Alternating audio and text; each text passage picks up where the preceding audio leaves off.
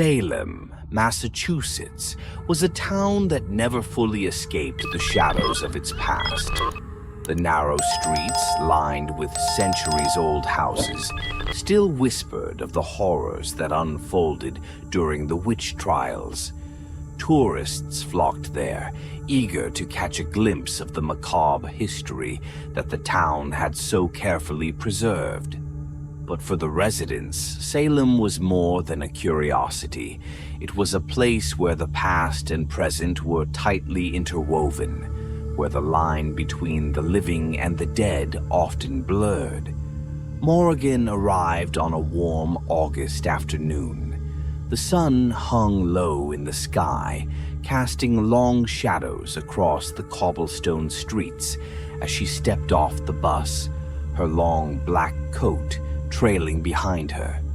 Her presence was unsettling, an aura of cold that seemed to ripple through the air despite the heat. She was a tall woman with sharp features and piercing green eyes that seemed to see right through you. Her hair, black as night, fell in waves down her back, and around her neck hung a pendant in the shape of a serpent, its emerald eyes glinting in the sunlight. The townspeople noticed her immediately. It wasn't just her appearance that caught their attention. It was the way she moved, with a grace that was almost unnatural. She didn't stumble over the uneven streets like the tourists did, nor did she pause to take in the sights. She walked with purpose, her steps confident and deliberate, as if she had been here before, as if she knew exactly where she was going, and maybe she did. She made her way through the town, the fog thickening around her as she went. By the time she reached her destination, a decrepit mansion on the outskirts of Salem, the fog had swallowed her entirely. The house had been abandoned for years, a relic of a bygone era, its windows boarded up and its once grand facade now crumbling with age. But Morgan saw potential in its decay. She pushed open the rusty gate, the sound echoing through the still air, and disappeared inside. Within hours, the town began to change. The first sign was the fog. It rolled in thick and heavy, far denser than usual, and refused to dissipate even as the sun climbed higher in the sky. It clung to the streets, wrapping around the houses and muffling the sounds of daily life. Birds, once a common sight in the town, now circled high above, never daring to land. It was as if an invisible barrier had been erected around Salem, separating it from the rest of the world. The townsfolk whispered about the new arrival. Morgan quickly became the subject of hushed conversations in coffee shops and around dinner tables. Who was she? What was she doing here? Some claimed she was just another eccentric artist, drawn to Salem by its dark history. But others weren't so sure. They spoke of the way she looked at you with eyes that seemed to know too much, of the way the air grew colder when she passed by. And then there were the animals, cats and dogs that had been loyal to their owners for years, suddenly grew skittish, refusing to leave their homes or howling at the night sky. But it wasn't until the first death that the town truly began to fear her. Jacob Hartman was a fisherman, born and raised in Salem. He had spent his entire life on the sea, battling the harsh New England weather and bringing in the day's catch. He was a big man with calloused hands and a booming laugh that could be heard from miles away. But when they found him, there was no laughter, only silence. Jacob was found dead in his living room, his body slumped in his favorite armchair. His face was twisted in terror, his eyes wide open, staring at something unseen. But it wasn't the look of fear that chilled the town to its core. It was the cause of death. Jacob had drowned, his lungs filled with seawater. There was no sign of forced entry, no evidence of a struggle. The only water in the house was the salty brine that pooled at Jacob's feet, soaking into the worn carpet.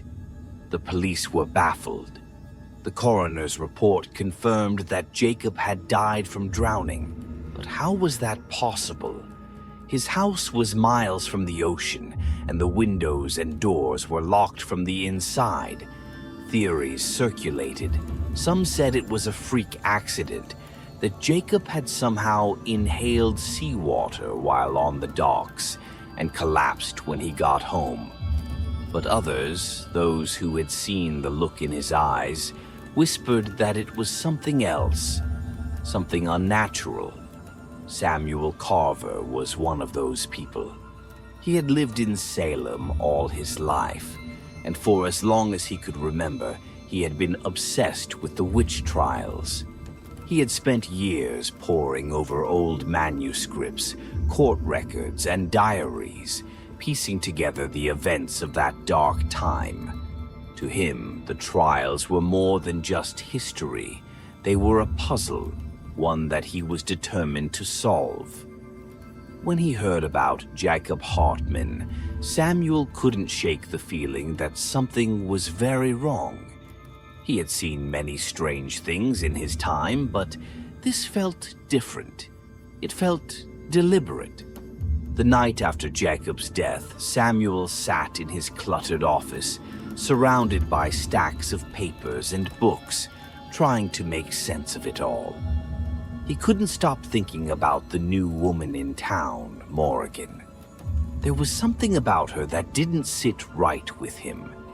He had seen her walking through town the day she arrived, and even from a distance he had felt the chill that seemed to radiate from her. Samuel leaned back in his chair, staring at the map of old Salem that hung on the wall in front of him. He traced the routes with his eyes, following the paths that the accused witches had once walked, from their homes to the courthouse to the gallows.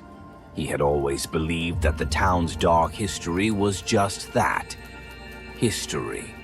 But now, with Jacob's death and Morrigan's arrival, he wasn't so sure. As the fog thickened outside, Samuel felt a growing sense of unease. He couldn't shake the feeling that something terrible was coming, something that had been set in motion the moment Morrigan stepped foot in Salem. He knew he had to find out more about her, to uncover her secrets before it was too late. But as he began his investigation, he couldn't have known just how deep those secrets went, or how much danger he was in.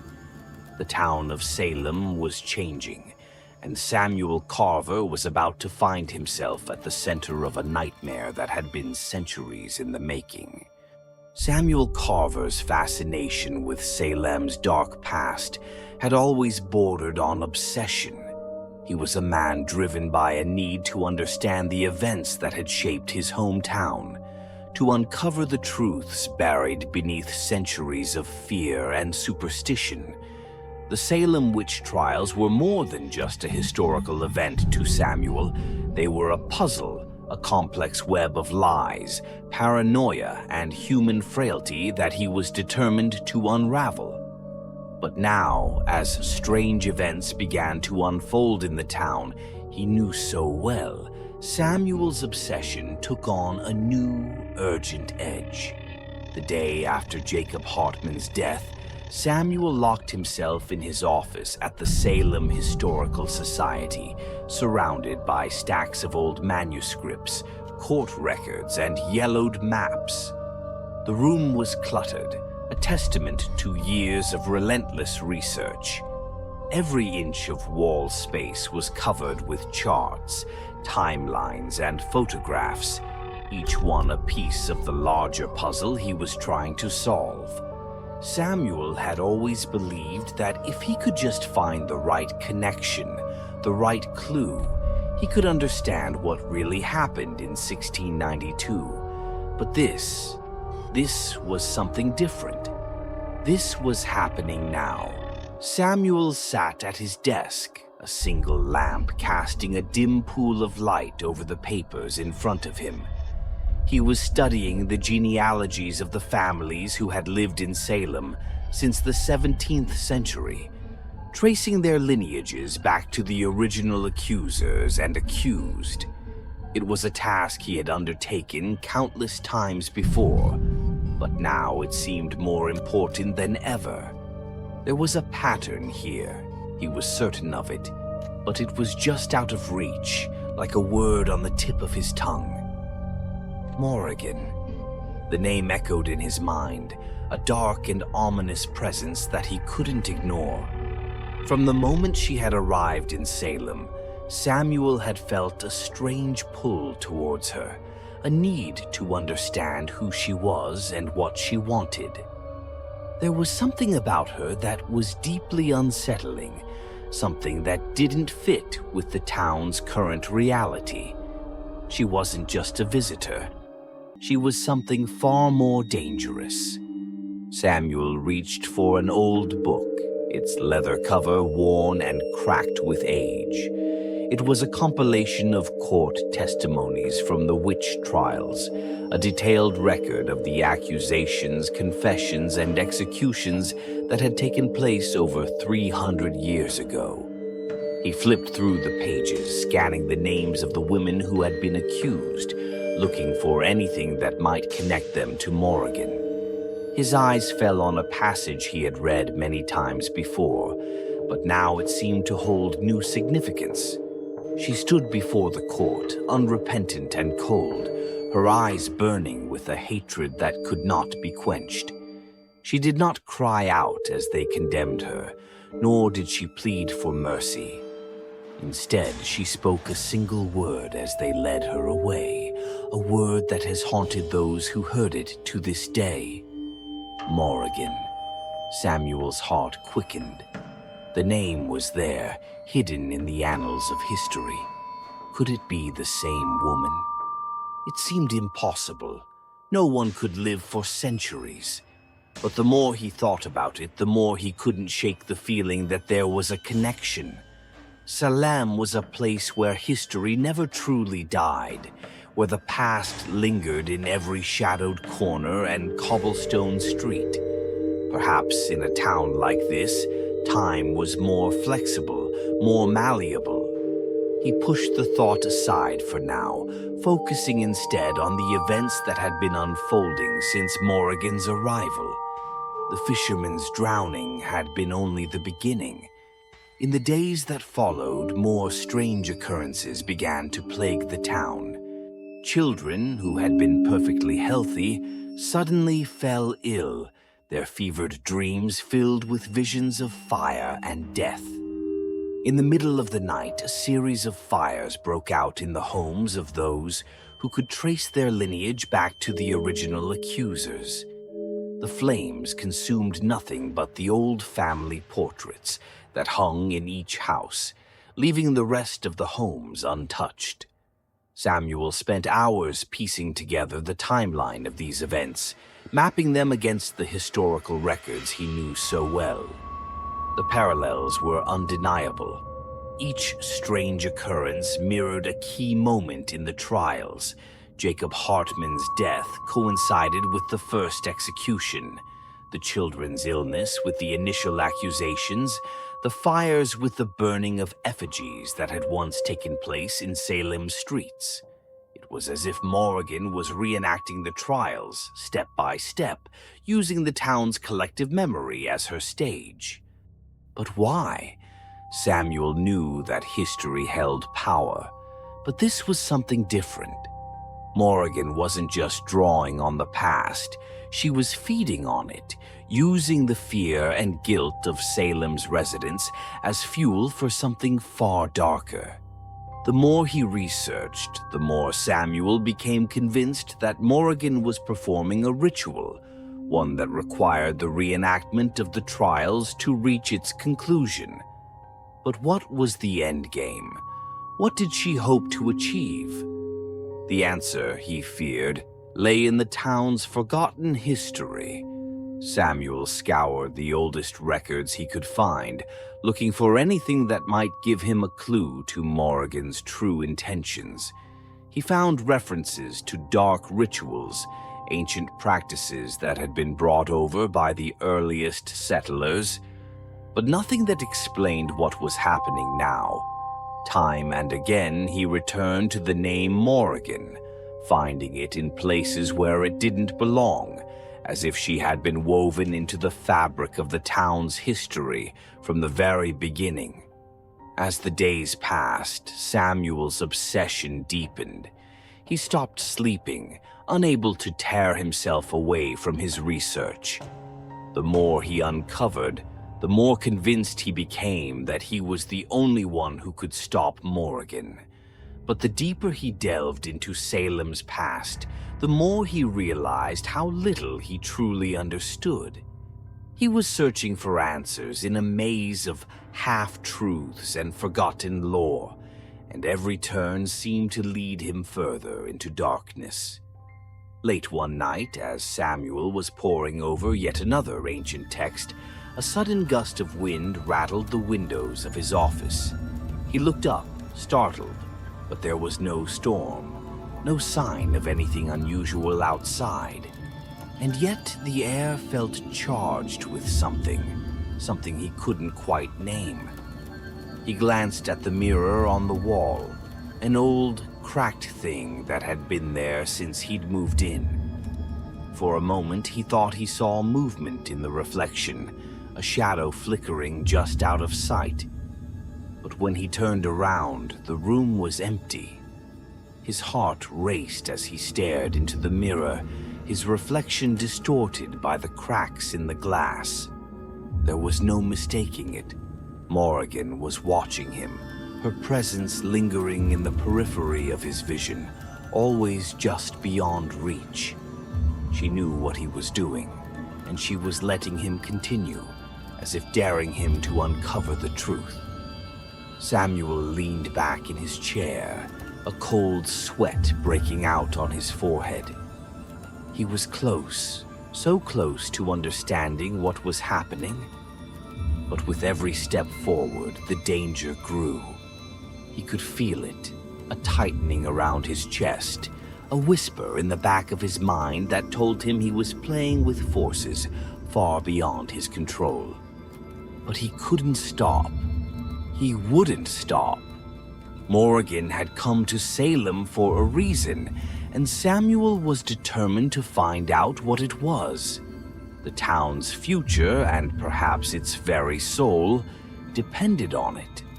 And so, as the fog thickened outside and the shadows in his office grew longer, Samuel Carver plunged deeper into the mystery of Morrigan, unaware that with every answer he uncovered, he was drawing ever closer to the final, terrible truth. The air in Salem was thick with tension, a palpable fear that gripped the town in a suffocating embrace. Morrigan's power had grown with each passing day, feeding off the fear and guilt that simmered beneath the surface of the town's history. The fog had become a permanent fixture, cloaking the streets in a cold, damp shroud that seemed to absorb all light and sound. It was as if the town itself was holding its breath, waiting for something, some final act that would either condemn it or offer a reprieve. But in their hearts, the townspeople knew there would be no reprieve. Samuel Carver had spent countless sleepless nights searching for a way to stop Morrigan. But now, as he sat alone in his office, he felt the weight of defeat pressing down on him. His desk was littered with papers, the remnants of his frantic research, but none of it mattered anymore. He was out of time. The final piece of Morrigan's ritual was about to fall into place, and he had failed to stop her. It had started with the mirrors.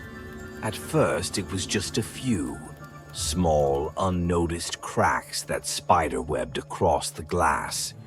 But soon, every mirror in town bore the same fractures, each one reflecting back a distorted, shadowy version of the person who stood before it.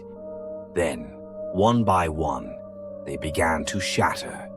The sound was deafening, an ear-splitting chorus of breaking glass that echoed through the town. Shards littered the streets, glittering like malevolent stars under the dull gray sky. In the aftermath, the townspeople gathered in the streets, fear etched into every face.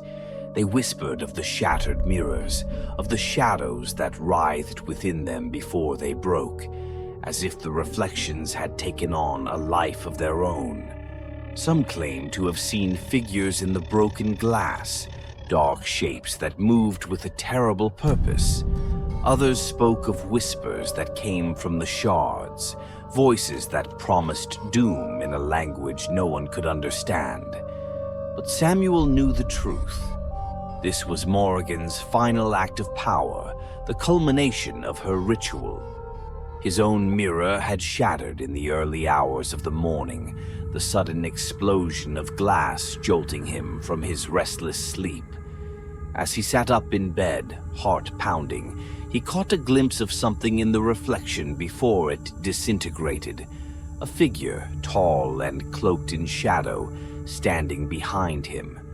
When he spun around, the room was empty, but the sensation of being watched lingered, chilling him to the bone. "It's almost over," she continued, stepping into the room. The door closed behind her with a soft click, sealing them both inside. The trials, the accusations, the fear, it's all coming to an end. And you, Samuel, you've played your part perfectly. He finally found his voice, though it was weak and trembling. "Why? Why are you doing this?" Morrigan tilted her head, regarding him with a mixture of pity and amusement. "You, of all people, should understand. Salem was built on fear. Fear of the unknown, fear of power that couldn't be controlled. That fear has lingered for centuries, festering, feeding the darkness beneath this town. I am that darkness, Samuel. I am the consequence of the sins of this town, the embodiment of the guilt that your ancestors tried so hard to bury. And now, it's time to collect." Samuel shook his head, refusing to accept her words. "You're wrong. We've moved past that. The witch trials were a mistake, a tragic chapter in our history, but it's over. You don't have to do this." Morrigan's smile was cold, devoid of any warmth. "You're still clinging to the past, Samuel, just like the rest of this town. That's why you could never stop me. You've spent your life studying the trials, trying to understand them, but you never realized that by doing so, you were keeping them alive, feeding them, feeding me." She raised her hand, and the temperature in the room dropped sharply. Samuel could see his breath fogging in the air, feel the cold seeping into his bones.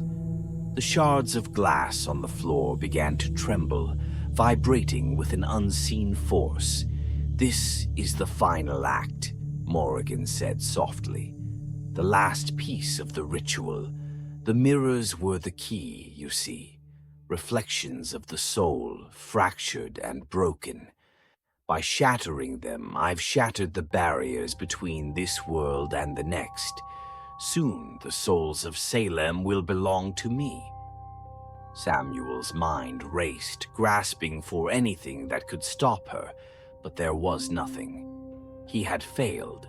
The town would be lost, consumed by the very darkness that had haunted it for so long. But then, in the quietest corner of his mind, a thought emerged, a desperate, final gamble. "What if I'm willing to make a deal?" he asked, his voice barely above a whisper. Morrigan paused, her eyes narrowing. "A deal?" Samuel forced himself to stand, despite the shaking in his legs. "You're right. Salem's history is full of fear and guilt, but it's also full of people who fought against that darkness, who refused to let it consume them. What if I offer you my soul in exchange for theirs?" Morrigan's smile widened, a predatory glint in her eyes. "You would give yourself to me knowing what I am?" "Yes," Samuel said, his voice stronger now. "If it means saving this town, then yes." For a moment, Morrigan said nothing, her gaze boring into his. Then, slowly, she lowered her hand, and the trembling glass shards stilled. "Very well," she said finally. "You have a deal, Samuel Carver. Your soul for the souls of Salem." Samuel closed his eyes, bracing himself for whatever was to come. He could feel the darkness closing in, wrapping around him like a shroud. But he held on to one thought, one final hope. That in sacrificing himself, he had done something to break the cycle, to end the nightmare that had gripped Salem for so long. The last thing he heard was Morrigan's voice, whispering in his ear, a promise and a curse all at once. "Your soul is mine, Samuel. But know this town will never be free. Fear and darkness will always find a way back." And then there was nothing but silence.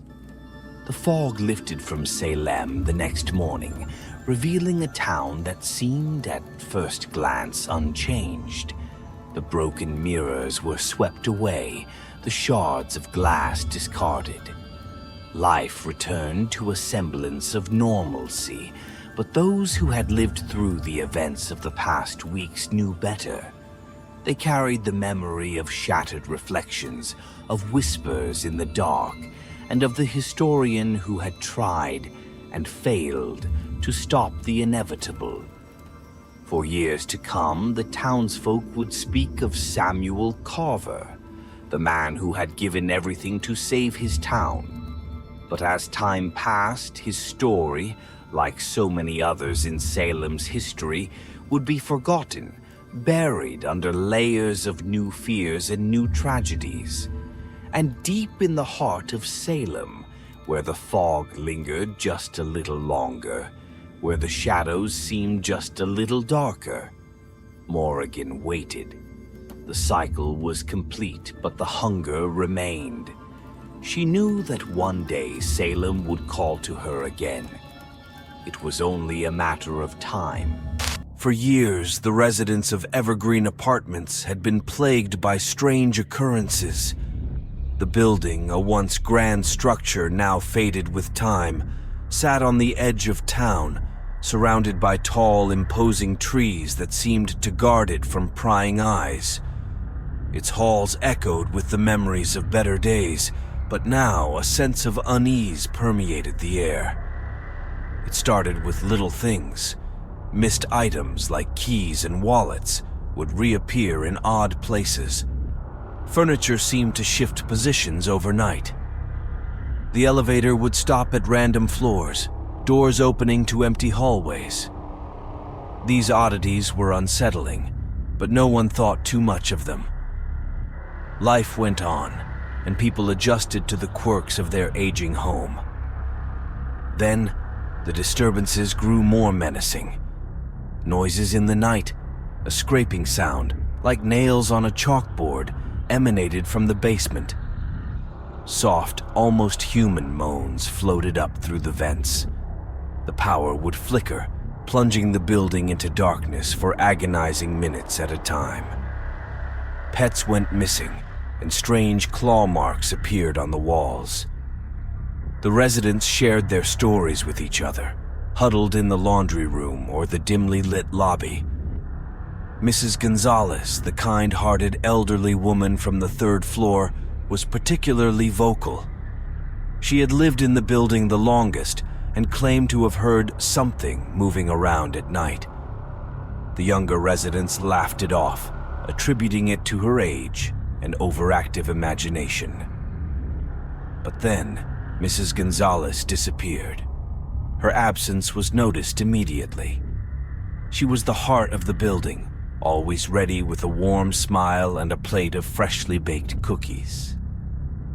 When she didn't answer her door one morning, her neighbor Emily grew concerned. She alerted Jack, a young journalist who lived on the second floor and had always been skeptical of the supernatural. Jack and Emily entered Mrs. Gonzalez's apartment, their hearts pounding. The place was in disarray, furniture overturned, books scattered, a broken vase on the floor. Her beloved cat, Whiskers, was hiding under the bed, hissing and terrified. It was clear something terrible had happened. Panicked, Emily ran to Mr. Thompson's office. Mr. Thompson, the building's owner and manager, was a gruff, no-nonsense man in his 60s. He dismissed their concerns, insisting that Mrs. Gonzalez must have wandered off or had an accident. But Jack and Emily were not convinced. They knew Mrs. Gonzalez would never leave Whiskers behind. That night, the residents held a meeting in the lobby. Fear and frustration were palpable. They shared their experiences, and a pattern emerged. All the disturbances seemed to originate from the basement. Few had ever ventured down there. It was locked and labeled storage. The door was old and rusted, the kind that creaked ominously when opened. Jack, determined to get to the bottom of the mystery, proposed they confront Mr. Thompson and demand access to the basement. Sarah, a brave schoolteacher who had moved in recently, and Tom, a retired cop with a sharp eye and steady nerves, volunteered to join him. The three of them approached Mr. Thompson's office with a mix of determination and dread. Mr. Thompson's office was cluttered with paperwork and old furniture, a testament to the building's long history. He looked up from his desk, irritated. "What now?" he grumbled. Jack took a deep breath. "Mr. Thompson, we need to see the basement. There's something down there, and it's putting us all in danger." Mr. Thompson's face paled. He fidgeted with a pen, avoiding their eyes. "There's nothing down there but old junk. You're letting your imaginations run wild." "Then why not let us check it out?" Sarah countered. "If there's nothing there, we'll leave it alone. But Mrs. Gonzalez is missing, and we need to find her." Tom stepped forward, his voice calm but firm.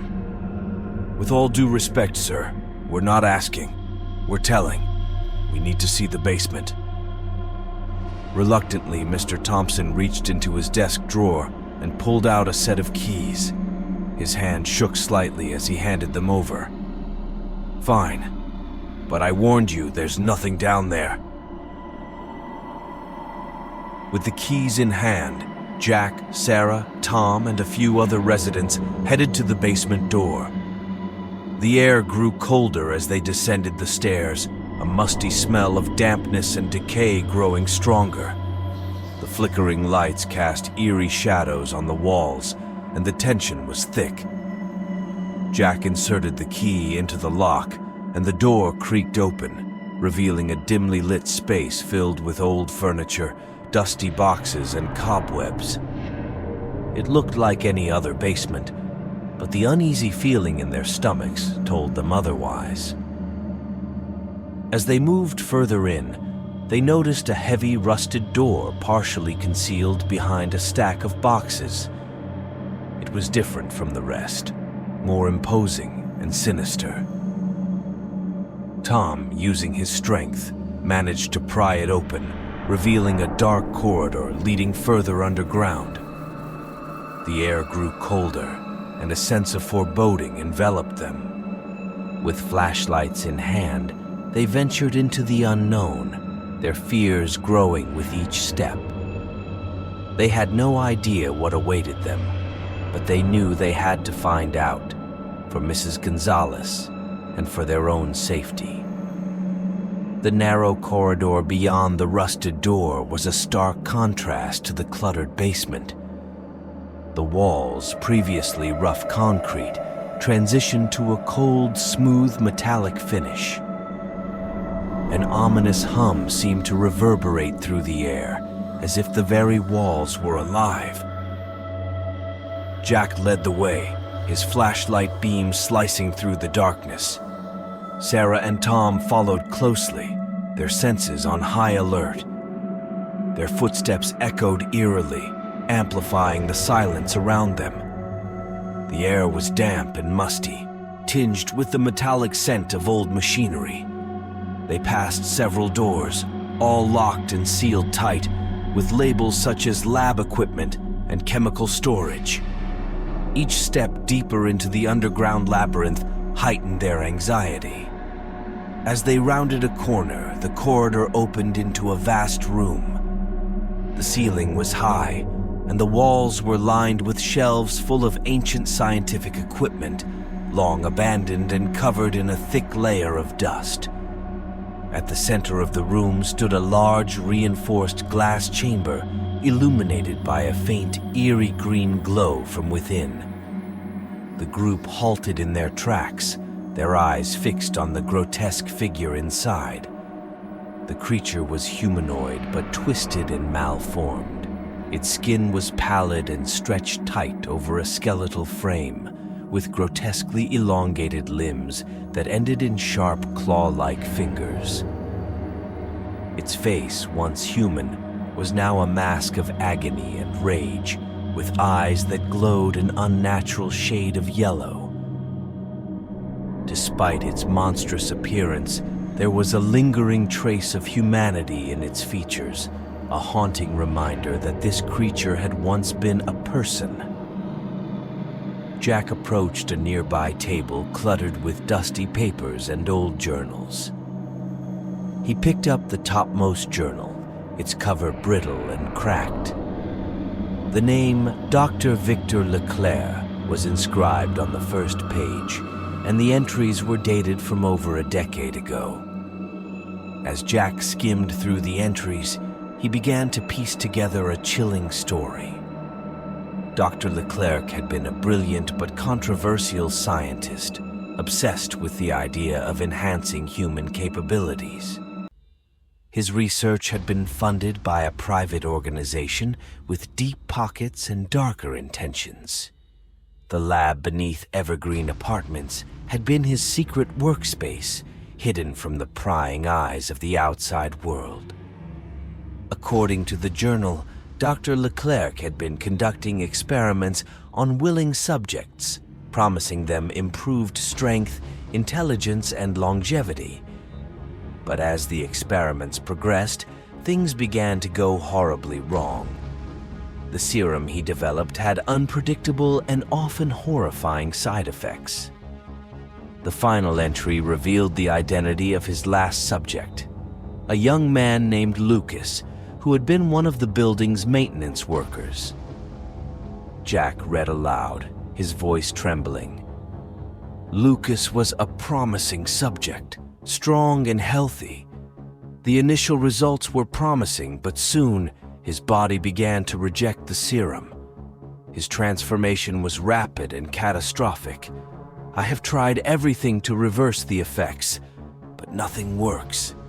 He is now more beast than man, driven by an insatiable rage.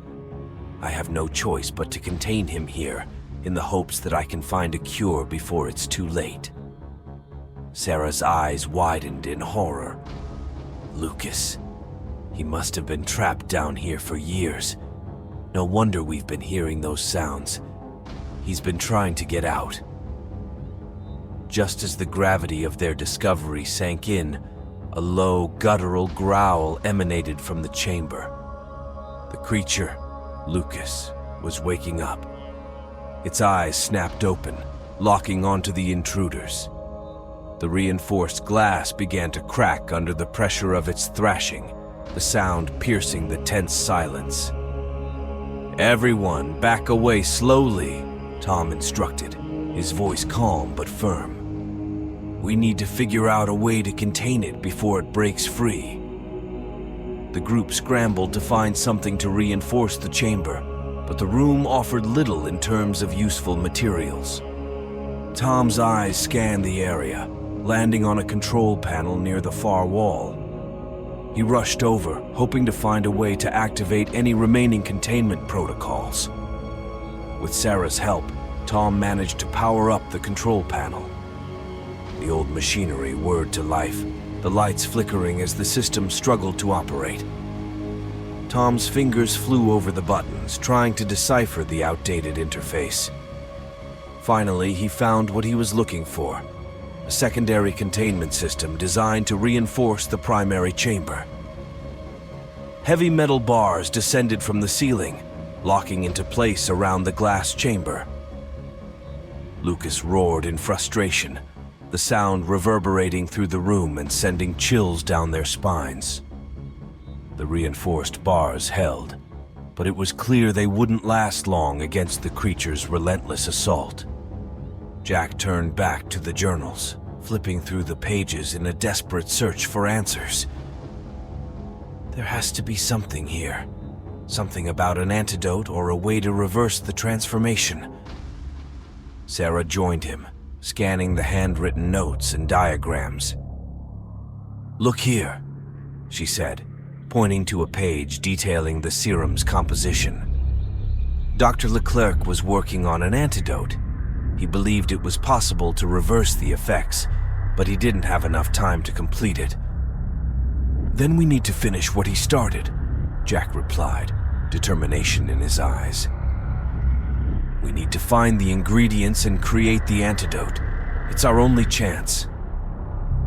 Tom glanced at the thrashing creature, the reinforced bars already beginning to buckle. "We don't have much time. We need to move fast." With a renewed sense of urgency, the group split up to search the lab for the necessary components. The clock was ticking, and the fate of everyone in Evergreen Apartments hinged on their success. The basement lab was a maze of forgotten science and abandoned hope. Jack, Sarah, Tom, and the other residents scattered in different directions, their flashlights casting eerie shadows on the walls. Dust particles danced in the beams, adding to the surreal atmosphere. The growls and roars from Lucas, the creature once human, echoed through the cavernous space, spurring them into frantic action. Jack and Sarah focused on the journals and scattered papers, hoping to find more detailed notes on the antidote. Tom, drawing on his cop instincts, took charge of organizing the search, directing the residents to look for specific chemicals and equipment. The tension was palpable. They all knew time was running out. Jack found a stack of notes with detailed chemical formulas. "Here," he called out to Sarah, who was rifling through a drawer of old syringes and vials. "This looks like Dr. Leclerc's work on the antidote. We need to find these compounds." Sarah scanned the list, her background in teaching giving her a methodical approach to problem solving. "Okay, we need to find sodium thiopental, calcium chloride, and several others. Let's split up and see if we can locate them." Tom assigned residents to different areas of the lab. Emily and Marcus, a young couple from the 4th floor, were tasked with searching the chemical storage room. Mr. Thompson, now visibly shaken but determined to help, was sent to check the refrigeration units for any preserved samples. As they searched, the lab seemed to come alive with memories of its dark past. Broken beakers and cracked test tubes littered the counters, and faded photographs of test subjects were pinned to bulletin boards. The faces in the photos were hauntingly human, a stark contrast to the monstrous form of Lucas thrashing in the reinforced chamber. Emily and Marcus found the chemical storage room locked, but with Tom's assistance, they managed to force the door open. Inside, Shelves lined with dusty bottles and containers stretched out before them. Emily scanned the labels, calling out the names of the compounds they needed. Marcus grabbed each one and placed them in a metal tray. "We've got sodium thiopental and calcium chloride," Emily shouted back to Tom. "We're still looking for the others." Mr. Thompson, rummaging through the refrigeration units, found several vials labeled with the familiar handwriting of Dr. Leclerc. He carefully carried them back to the central table where Jack and Sarah were working. "These look like they might be what you're looking for," he said, placing the vials down gently. Jack and Sarah examined the vials, comparing them to the notes. "Yes, these are it," Sarah confirmed. "But we're still missing a few key ingredients." Tom's voice boomed across the lab. "Everyone, focus on finding these last few chemicals. We need to hurry." As they continued their desperate search, Lucas's growls grew louder, more ferocious. The reinforced bars were beginning to bend under the creature's relentless assault. The residents could feel the floor tremble with each impact, and fear gripped their hearts. Finally, with a triumphant shout, Emily found the remaining chemicals.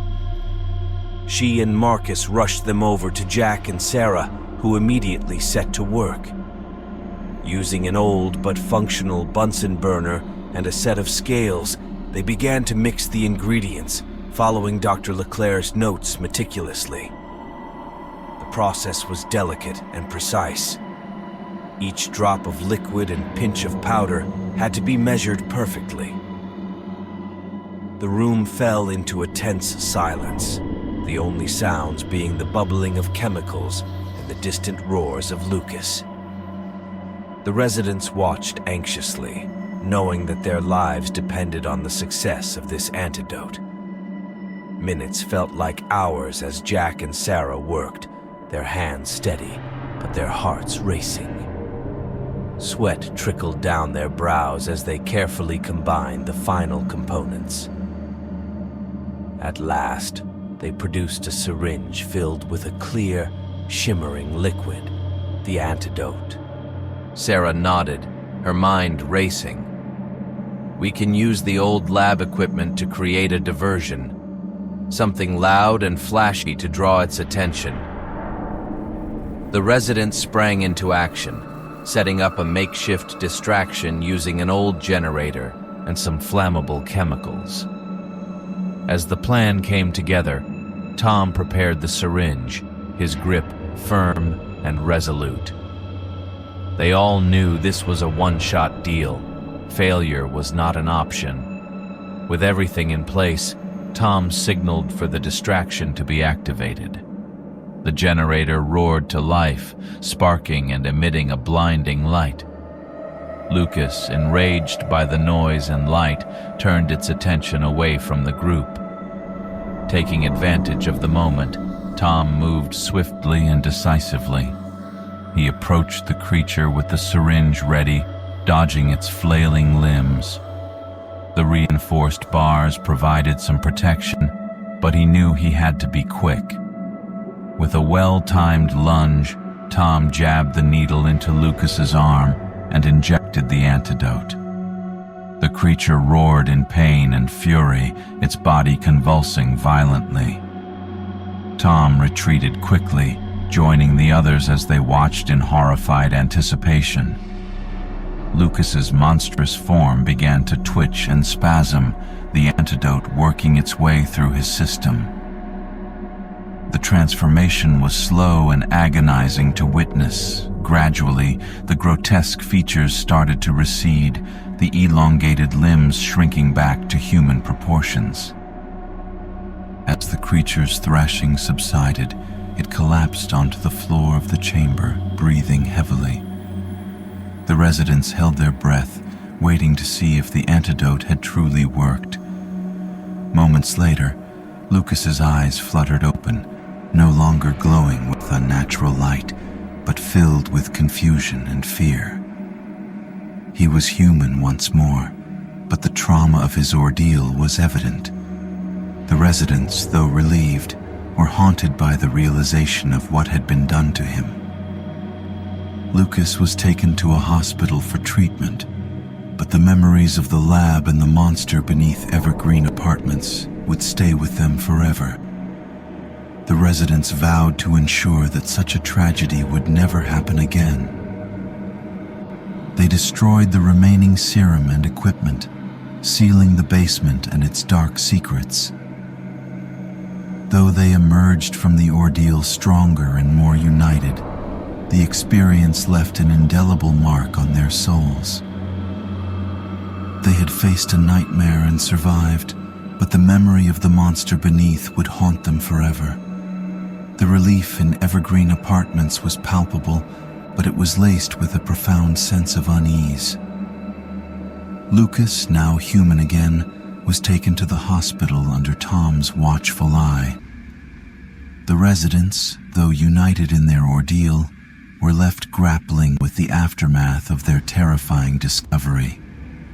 Days passed, and life slowly began to return to a semblance of normalcy. The residents held a meeting in the lobby, this time to discuss the future of the building. Mr. Thompson, visibly shaken by the events, took the floor. "We can't let this happen again," he said, his voice trembling. "We need to seal the basement permanently and ensure no one ever tampers with the remnants of Dr. Leclerc's experiments." The residents agreed, but Jack had a nagging feeling that their ordeal was not entirely over. There were too many unanswered questions, too many loose ends. Determined to get to the bottom of the mystery, he decided to dig deeper into the history of the building and Dr. Leclerc's experiments. Jack spent hours in the local library, poring over old newspapers and records. He discovered that Dr. Victor Leclerc had been a renowned scientist before his fall from grace. His research had initially focused on curing diseases, but his ambition had driven him to explore more dangerous and unethical avenues. The funding for his experiments had come from a shadowy organization with deep pockets and a vested interest in his work. As Jack delved further, he uncovered a series of articles about mysterious disappearances in the area, dating back to the time when Dr. Leclerc had been conducting his experiments. The pieces of the puzzle began to fall into place. The missing persons had likely been test subjects, lured by promises of miraculous cures and enhancements. Driven by a sense of justice and a desire to uncover the full truth, Jack decided to confront Mr. Thompson. He knocked on the door of the manager's office, which was now a mess of paperwork and old furniture, a testament to the building's troubled history. "Mr. Thompson, we need to talk," Jack said firmly. Mr. Thompson looked up from his desk, exhaustion etched on his face. "What is it now, Jack? Haven't we been through enough?" Jack placed the documents he had found on the desk. "I think there's more to this story. Dr. Leclerc's experiments, the funding from that organization, the disappearances. We need to know everything if we're going to move forward." Mr. Thompson sighed deeply, his shoulders slumping. "I suppose you have a right to know, but it's not a pretty story." He began to recount the history of Evergreen Apartments and Dr. Leclerc's experiments. Mr. Thompson had inherited the building from his father, who had been a business partner of Dr. Leclerc. They had seen the potential in Leclerc's work and had invested heavily in his research. When the experiments began to fail and the side effects became apparent, they had tried to cover it up to protect their investment and reputation. "We thought we could control it," Mr. Thompson admitted, his voice heavy with regret. "We were wrong. Lucas was the last straw, After his transformation, we shut everything down and tried to bury the past. But it seems you can't escape your sins. Jack listened intently, feeling a mix of anger and sadness. We need to make sure the truth comes out, and we need to ensure that nothing like this ever happens again. Mr. Thompson nodded. I agree. I'll help you in any way I can. Together, they compiled a comprehensive report detailing Dr. Leclerc's experiments, the funding, and the cover-up. They decided to hand it over to the authorities and the media, hoping that exposing the truth would bring some measure of justice to the victims and prevent future atrocities. As they worked, Jack received a call from Tom. You need to get to the hospital. Lucas is awake and he's asking for you. Jack hurried to the hospital, his heart pounding. He found Lucas in a private room, looking frail but conscious. Tom stood by his side, a reassuring presence. Jack, Lucas whispered, his voice weak. Thank you for saving me. We're not done yet, Lucas, Jack replied, taking a seat beside him. We need your help. Do you remember anything from the time you were changed? Anything that might help us understand what happened? Lucas closed his eyes as if searching his memory. I remember pain, so much pain, and anger. But there were moments of clarity. I heard voices, commands. They wanted me to be a weapon. Jack's blood ran cold. A weapon? For who? I don't know, Lucas said, shaking his head. But there were others, more like me, hidden away. The revelation hit Jack like a punch to the gut. There were more victims out there, more people suffering like Lucas had. The organization behind Dr. Leclerc's experiments hadn't stopped. They had simply moved their operations elsewhere. Jack and Tom shared a determined look. We need to find them, Jack said. We need to stop this once and for all. The journey to uncover the full extent of the conspiracy had only just begun. The residents of Evergreen Apartments had faced a nightmare and survived, but their fight for justice and truth was far from over. United by their ordeal, they vowed to bring the shadowy organization to light and put an end to the horrors that had begun beneath their home. As they left the hospital, Jack felt a renewed sense of purpose. The monster beneath had been revealed, but the true battle was just beginning. Together, they would ensure that the past was never forgotten and that no one else would suffer the same fate. Detective Sarah O'Malley stood on the rocky shore of Boston Harbor, the icy wind whipping her auburn hair around her face. She pulled her coat tighter, the chill of the Atlantic seeping through the thick fabric. The sky was a steely gray, matching the mood of the small crowd gathered near the water's edge. The divers had just surfaced, their expressions a mix of excitement and trepidation. Jake Thompson, the lead diver, approached her first, his wetsuit dripping seawater onto the already damp ground. In his gloved hands, he held a rusted, ancient-looking chest encrusted with barnacles and seaweed. His face was pale, eyes wide with something more than just the cold. "We found this at the bottom," he said, his voice shaking slightly. "It's part of an old shipwreck. Looks like it's been there for centuries. The markings, they're like nothing I've ever seen." Sarah studied the chest, her trained eyes noting the intricate carvings and the eerie, almost malevolent aura it seemed to emit. Boston was no stranger to maritime discoveries, but something about this chest and the fear in Jake's eyes made her uneasy. She had grown up on tales of haunted shipwrecks and ghostly pirates, but she had always dismissed them as just stories. "Let's get this to the lab," she said, masking her unease with professional detachment. "We'll need to examine it thoroughly." As the chest was carefully loaded into a van, the wind picked up, carrying with it a faint, almost imperceptible whisper. Sarah shivered involuntarily. The sense of dread that had been gnawing at her since the chest was brought ashore grew stronger. She couldn't shake the feeling that they had disturbed something that should have remained buried.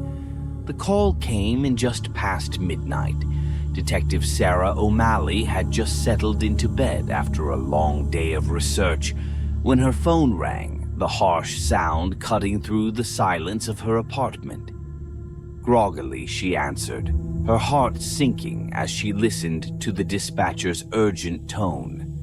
"Detective, we've got a body. It's Jake Thompson, found dead in his apartment. No signs of foul play, but you're going to want to see this." Sarah's mind raced as she quickly dressed and headed out into the cold Boston night. The streets were quiet, the city shrouded in an eerie calm. She arrived at Jake's apartment building, a modest brick structure in South Boston, its exterior washed in the blue and red lights of the police cars parked outside. Inside, the atmosphere was tense. Officers moved about with grim efficiency, their faces etched with a mixture of confusion and unease. Sarah flashed her badge and made her way up to Jake's apartment, the sense of dread from earlier returning with full force. Jake's body lay in the middle of the living room, surrounded by a perimeter of yellow tape. His face was twisted in a grotesque mask of terror, eyes wide and unseeing. It was a sight that sent a chill down Sarah's spine. She had seen death in many forms, but this was different. This was pure, unadulterated fear. Detective O'Malley, the medical examiner, Dr. Laura Chen, greeted her with a somber nod. "I've never seen anything like this. No physical injuries, no signs of struggle. It's as if he died of fright." Sarah crouched beside the body, her eyes scanning the room. Nothing seemed out of place, but there was an unsettling presence, a feeling of being watched. She noticed the trail of salt water leading from the front door to where Jake lay. It was puzzling and out of place, adding to the mystery. "Have you found anything unusual?" Sarah asked, looking up at Dr. Chen. "Just the salt water," Dr. Chen replied. "And this." She handed Sarah a small, ornate coin, its surface tarnished but the design unmistakably old. It was clutched in his hand. "Looks like it came from the chest." Sarah took the coin, a sinking feeling in her stomach. The connection to the shipwreck was undeniable. She needed answers, and fast. Back at the station, Sarah pored over her notes and the maritime records she had been studying. The more she read about Blackbeard and his cursed crew, the more convinced she became that they had unleashed something dark and malevolent. The curse was real, and it was claiming lives. Determined to find a solution, Sarah arranged to meet Professor Thomas Hargrove at his office in the morning.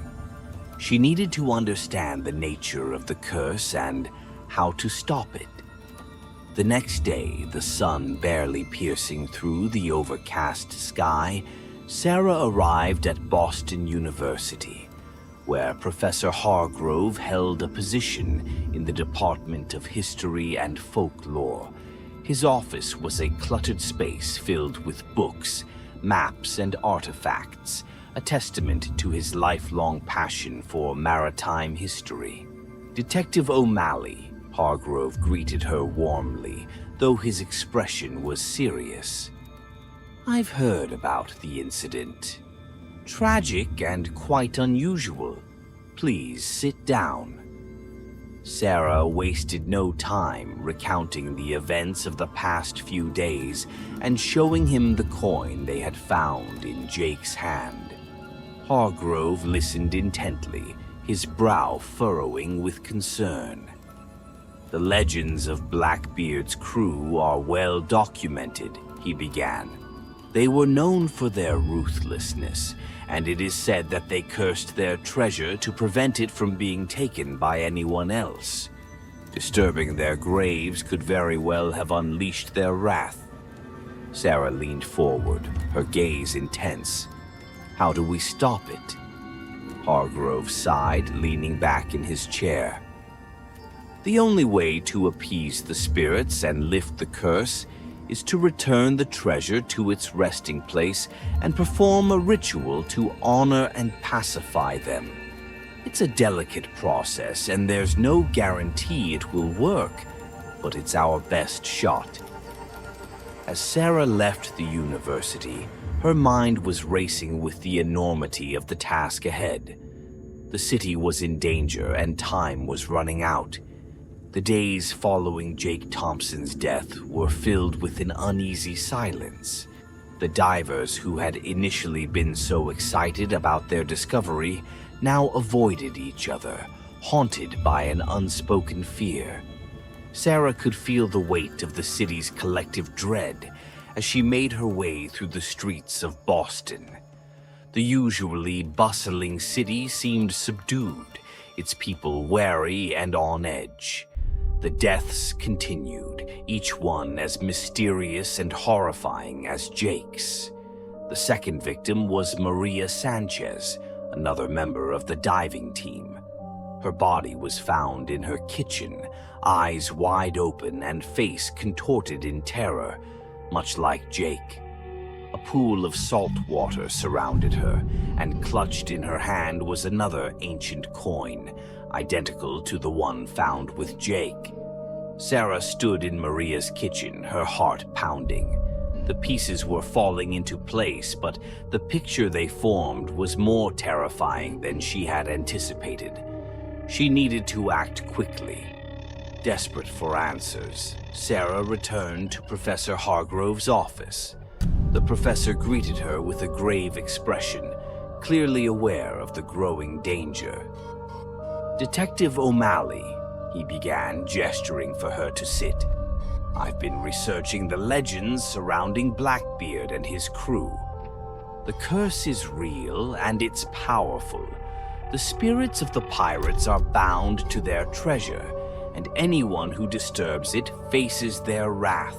Sarah nodded, her expression determined. "We need to perform the ritual you mentioned. We need to return the treasure and appease the spirits. How do we do that?" Hargrove handed her an old leather-bound book. "This contains the ritual. It's a combination of ancient words and offerings that must be made at the site of the shipwreck. The spirits need to be honored, and their treasure returned to its rightful place." Armed with the professor's knowledge and the ritual book, Sarah gathered the surviving members of the diving team and the necessary resources. Convincing them to return to the site was no easy task. Fear and skepticism were written on their faces, but the mounting deaths left them no choice. "We have to try," Sarah urged, her voice steady. "We owe it to Jake and Maria. We can't let this curse destroy any more lives." Reluctantly, they agreed. Plans were made to return to the shipwreck site and carry out the ritual. The night before their departure, Sarah sat alone in her apartment, reading through the ritual book.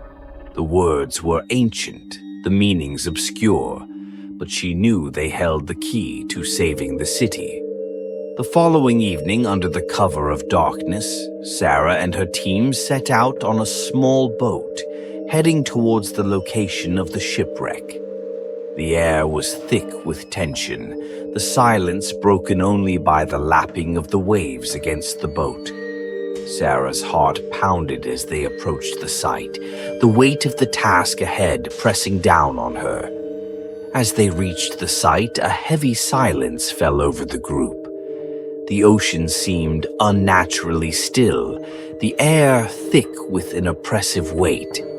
Sarah and Professor Hargrove began to prepare for the ritual, setting out the items they had brought: candles, ancient coins, and offerings of food and drink. The sky above was cloudy, the moon barely visible through the thick haze. Sarah lit the candles, their flickering flames casting eerie shadows on the water. She began to chant the ancient words from the book, her voice steady despite the fear gnawing at her insides. Suddenly, the water around them began to churn, and ghostly figures emerged, their spectral forms glowing in the dim light. The spirits of Blackbeard's crew hovered menacingly, their hollow eyes fixed on the intruders. Sarah's heart raced, but she continued the ritual, her voice unwavering.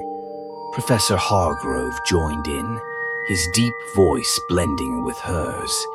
The spirits circled them, their presence a chilling reminder of the curse's power. The air grew colder, the wind picking up and whipping around them.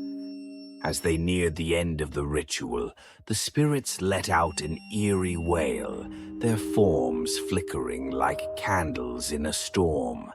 Sarah held her breath, hoping that the ritual would work. She chanted the final words, her voice ringing out over the water. For a moment, everything was still. Then, slowly, the spirits began to dissipate, their forms fading into the night. The water calmed, and an eerie silence settled over the group. Sarah let out a breath she hadn't realized she was holding. The treasure returning to its rightful place, the ritual was complete. Exhausted but relieved, the team began their journey back to shore. The journey back to shore was quiet, each person lost in their thoughts. The first rays of dawn broke over the horizon, casting a golden light over the water.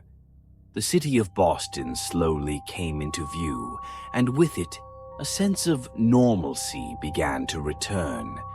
As they docked, Sarah felt a wave of exhaustion wash over her.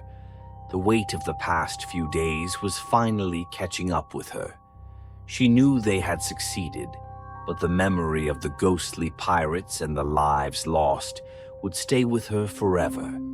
Back on solid ground, Sarah and her team were met with curious stares and questions from the few early risers who had seen their return, but they were too tired to explain. The story would come out in time, but for now they needed rest. As Sarah walked home, the city awakening around her, she couldn't help but feel a sense of closure. The spirits had been appeased, the curse lifted, and Boston was safe once more. But the legend of the ghostly galleon would live on, a cautionary tale for those who dared to disturb the resting places of the past. The city of Boston slowly returned to its bustling routine, but the events of the past weeks had left an indelible mark. News of the mysterious deaths and the haunting legends had spread, and while the exact details remained shrouded in secrecy, whispers of the ghostly galleon and the courageous detective who faced down its curse were on everyone's lips. Detective Sarah O'Malley became a reluctant local hero. Though she shunned the spotlight, her colleagues and the community looked at her with newfound respect and awe. Her bravery had not only saved lives, but also restored a sense of security to a city that had been on the brink of hysteria. As Sarah walked through the familiar streets, the sense of closure was palpable. The ocean's grip on the city had loosened, and the chilling presence that had lingered in the air was gone. Yet, the memory of those who had perished and the spectral figures she had confronted stayed with her, a somber reminder of the ordeal. A month later, a ceremony was held at the Boston Maritime Museum to honor the victims and to unveil an exhibit dedicated to the shipwreck. The centerpiece was the chest, now encased in glass, surrounded by historical artifacts and detailed accounts of the events. Sarah stood quietly in the crowd, her heart heavy as the names of the deceased were read aloud. Detective O'Malley, a familiar voice, broke her reverie. It was Professor Thomas Hargrove, looking as somber as she felt. "You did a remarkable thing, you know. It's not every day one faces down the supernatural and lives to tell the tale." Sarah smiled faintly. "It wasn't just me, Professor. It was all of us. We faced it together." Hargrove nodded, his eyes twinkling with respect. "Even so, your leadership was crucial. I've been thinking.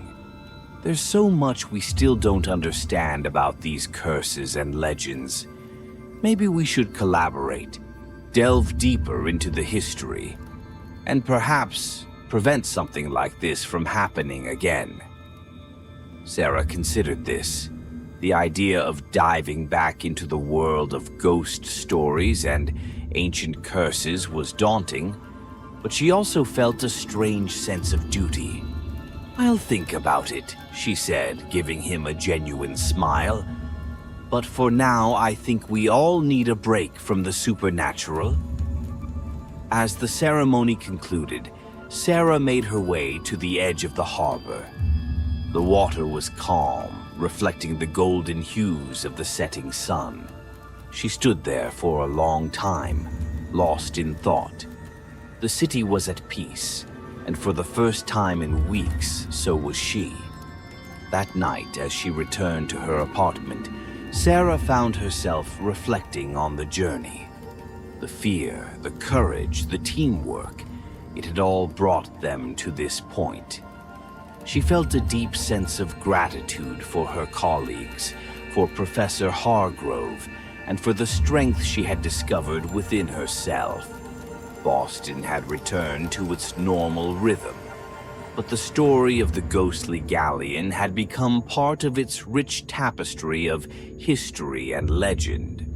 Tourists and locals alike would speak of the cursed ship and the brave detective who lifted the curse, turning a tale of terror into one of resilience and triumph. Months later, Sarah received a package at her office. Inside was a letter from Professor Hargrove, accompanied by an old, leather-bound journal. The letter read, "Dear Sarah, I've come across this journal in my recent research.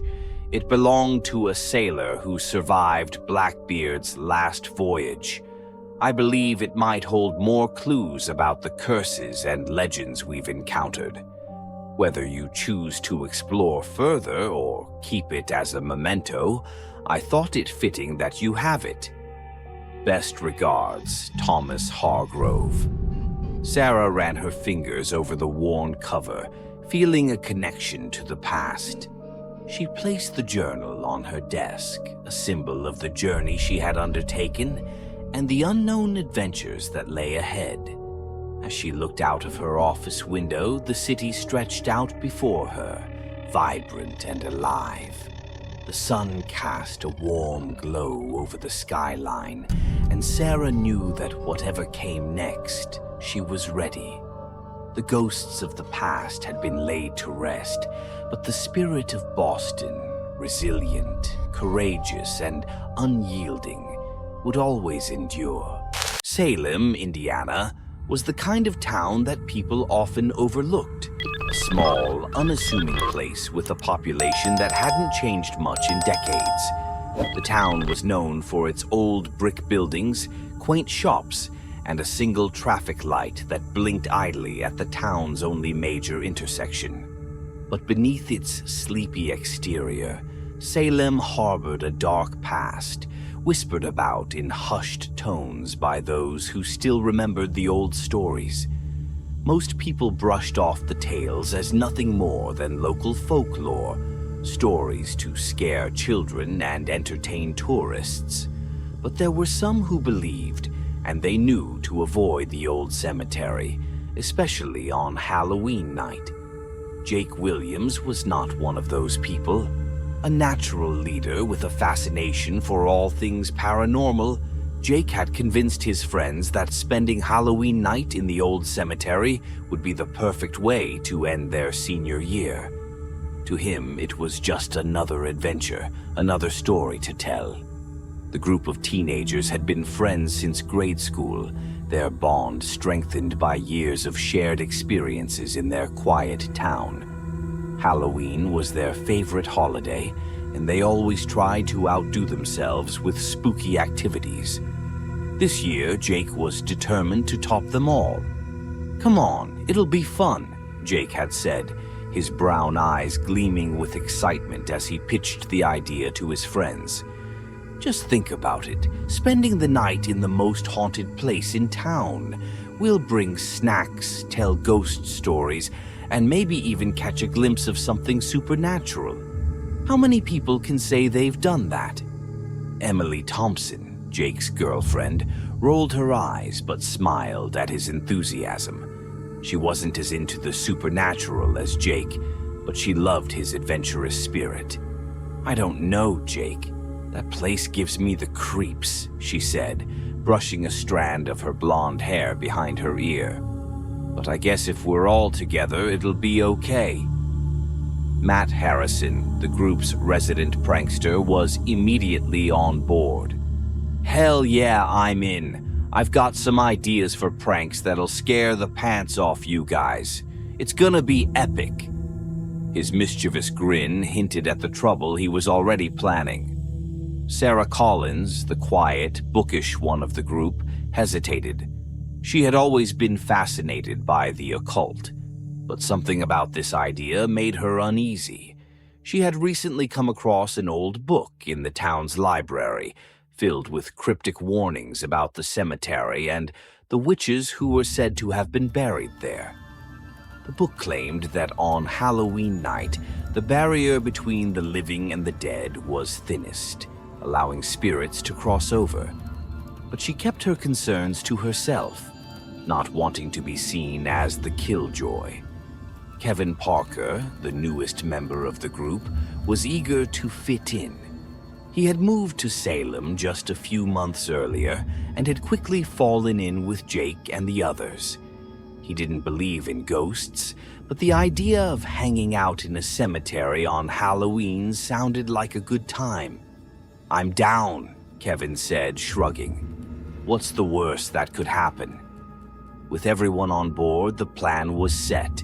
They agreed to meet at Jake's house on Halloween night and head to the cemetery together. In the days leading up to it, they gathered supplies: flashlights, sleeping bags, snacks, and a few cans of soda. Matt insisted on bringing a bottle of whiskey, just to keep warm, he said with a wink. They also packed candles and matches, adding to the eerie ambiance they were aiming for. As Halloween night approached, the excitement grew. The town was decorated with jack-o'-lanterns, skeletons, and cobwebs, and the air was crisp with the promise of autumn. The group met at Jake's house as planned, piling into his old pickup truck. The mood was light as they joked and laughed, teasing each other about who would be the first to scream once they were in the cemetery. The drive to the cemetery took them down winding roads lined with trees that loomed like silent sentinels in the darkness. The moon hung full in the sky, casting an eerie glow over the landscape. As they neared the cemetery, the jokes started to taper off, replaced by an unspoken tension that none of them wanted to acknowledge. They arrived at the old iron gates of the cemetery just after 11 p.m. The gates were rusted and creaked ominously as Jake pushed them open. Beyond the gates, the cemetery stretched out in front of them, rows of ancient tombstones jutting out of the earth like broken teeth. A dense fog had begun to roll in, swirling around the graves and obscuring the ground beneath them.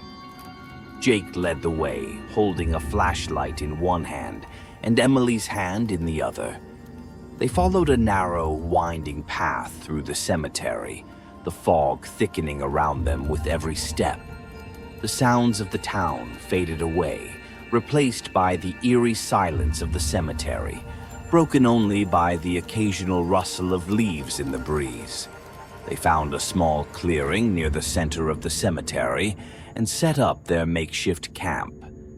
Matt immediately set to work lighting the candles, their flickering flames casting long shadows on the tombstones.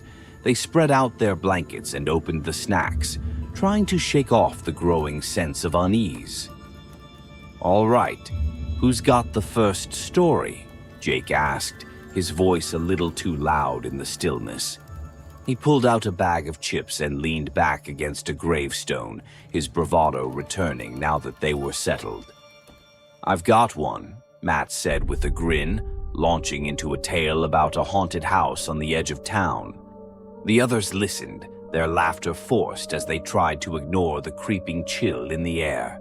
Sarah sat quietly, her eyes darting around the cemetery, as if expecting to see something lurking in the shadows. As the night wore on, the stories became darker and the laughter more strained. Midnight was approaching, and with it came a feeling of dread that none of them could shake. Sarah glanced at her watch, noting the time with a sinking feeling in her stomach. In the back of her mind, the warnings from her book echoed, but she pushed them aside, not wanting to spoil the night for everyone else. They were here for an adventure, and that's exactly what they were going to get. Little did they know the true terror was about to begin. The old cemetery was eerily quiet, the only sounds coming from the soft rustling of leaves and the distant hoot of an owl. The thick fog had settled in, wrapping around the tombstones like a shroud, and the temperature seemed to drop with each passing minute. The teenagers huddled closer together, their earlier bravado slowly giving way to an unspoken unease. The flickering candlelight cast long, dancing shadows across their faces, amplifying the tension that had been building since they arrived. Jake glanced at his watch, the face illuminated by the faint glow of his flashlight. 5 minutes to midnight, he announced, trying to keep his tone light. "Guess we'd better wrap up the stories before the witching hour hits. Or we could just see if any real ghosts show up," Matt joked, but his usual cocky grin was absent. He shifted uncomfortably on his blanket, his eyes darting around the cemetery as if he expected something to emerge from the darkness at any moment. Emily, sitting next to Jake, squeezed his hand a little tighter. "This place feels different now," she whispered, her voice barely audible over the rustle of the wind through the trees. "Like something's watching us." Sarah, who had been uncharacteristically quiet since they arrived, finally spoke up. "Maybe we should go," she suggested, her voice trembling slightly. "It's almost midnight, and I don't know. I've read things about this place." Kevin, who had been trying to stay calm, let out a nervous laugh. "Come on, guys, we're just psyching ourselves out. It's just an old cemetery. Nothing's gonna happen." But even as he said the words, he didn't quite believe them. The fog seemed to grow denser, swirling around their feet and obscuring the ground beneath them. The air grew colder, and a strange, oppressive stillness settled over the cemetery. The usual sounds of the night, crickets, distant cars, the occasional bark of a dog, had faded into silence. It was as if the world had paused, holding its breath, waiting for something to happen. Jake forced a grin, trying to maintain the atmosphere of fun. "Let's do one more story. Then we can call it a night if you're all too scared," he teased, but his voice lacked its usual confidence. Before anyone could respond, the clock on the nearby church tower struck midnight. The deep, resonant chimes echoed through the cemetery, each toll of the bell sending a shiver down their spines.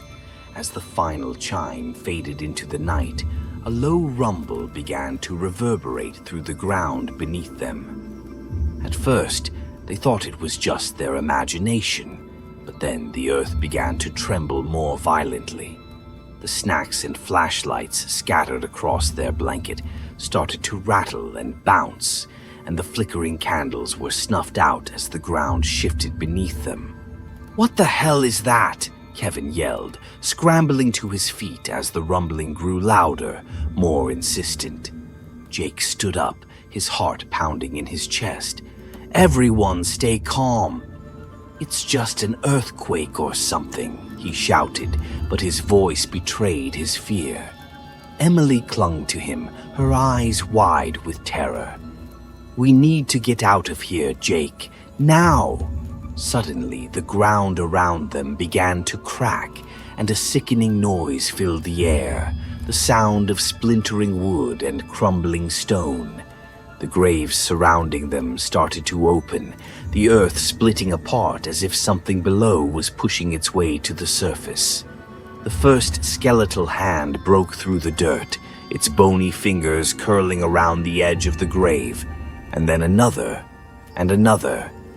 "Oh my God," Sarah whispered, backing away from the nearest grave. Her worst fears were coming true, and she knew there was no way they could stop it. "We have to go. We have to go right now." But it was too late. The skeletal hands reached out, grasping at the air, clawing their way out of the earth with unnatural speed. The teenagers froze in horror as the skeletal figures began to rise, their empty eye sockets locked onto the living, their bony jaws hanging open in a silent scream. Jake snapped out of his shock first, yanking Emily away from the advancing skeletons. "Run! Run for the gate!" he shouted, his voice breaking with panic. The group bolted, abandoning their supplies and sprinting through the fog-shrouded cemetery. But the thick mist made it nearly impossible to see, and the uneven ground threatened to trip them with every step. The skeletal figures emerged fully from their graves, their movements jerky and unnatural as they pursued the terrified teens. Matt, who had been lagging behind, let out a scream as a skeletal hand grabbed his ankle, yanking him to the ground. He kicked wildly, trying to free himself, but the grip was too strong. "Jake, help me!" he cried out, his voice filled with desperation. Jake turned back, his heart lurching as he saw Matt being dragged toward an open grave. Without thinking, he rushed over, grabbing Matt's arm and pulling with all his strength. But the skeletal hand only tightened its grip, pulling Matt closer to the dark pit. "Matt, hang on!" Jake shouted, but even as he said it, he knew it was hopeless. The skeletal figures were relentless, their strength inhuman. With a final, desperate tug, Matt was pulled into the grave, his screams abruptly cut off as the earth closed over him. Emily screamed, her hands covering her mouth as she stumbled back. Oh God, this can't be happening." Kevin grabbed her arm, pulling her toward the gate. "We have to keep moving. We have to get out of here." The remaining three raced through the cemetery, their breath coming in ragged gasps. But the fog was thicker than ever, swirling around them, disorienting them. The skeletal figures seemed to be everywhere, rising from the graves, reaching out with bony fingers. As they neared the gate, Sarah suddenly tripped, falling to the ground with a cry of pain. Jake skidded to a stop, turning back to help her up. But before he could reach her, another skeletal figure emerged from the ground, its hand closing around her ankle. "Sarah! Kevin, no!" Jake shouted, but he could only watch in horror as Sarah and Kevin were dragged back, their fingers clawing at the dirt in a desperate attempt to escape. Jake stood frozen, his mind unable to process the nightmare unfolding around him. Only Emily's frantic tugging on his arm snapped him out of his daze. "Jake, please, we have to go," she sobbed, tears streaming down her face. With one last look at the spot where Sarah had disappeared, Jake turned and ran, dragging Emily with him. The gate was just ahead, but the skeletal figures were closing in, their empty eye sockets burning with an unnatural hunger. Detective Thomas Grayson had seen his fair share of strange cases in his 20 years on the force, but nothing had ever unsettled him quite like the disappearances tied to the old cemetery on the outskirts of Salem. Over the years, a disturbing pattern had emerged. Every few decades, on Halloween night, people would vanish without a trace. The cases were always closed with unsatisfying explanations, runaways, accidents, or just the kind of misfortune that small-town police departments were ill-equipped to handle. But Grayson had never been convinced. This year, the familiar tension settled in his gut as Halloween approached. He had spent the better part of the month reviewing old case files, staring at the grainy black and white photos of the missing.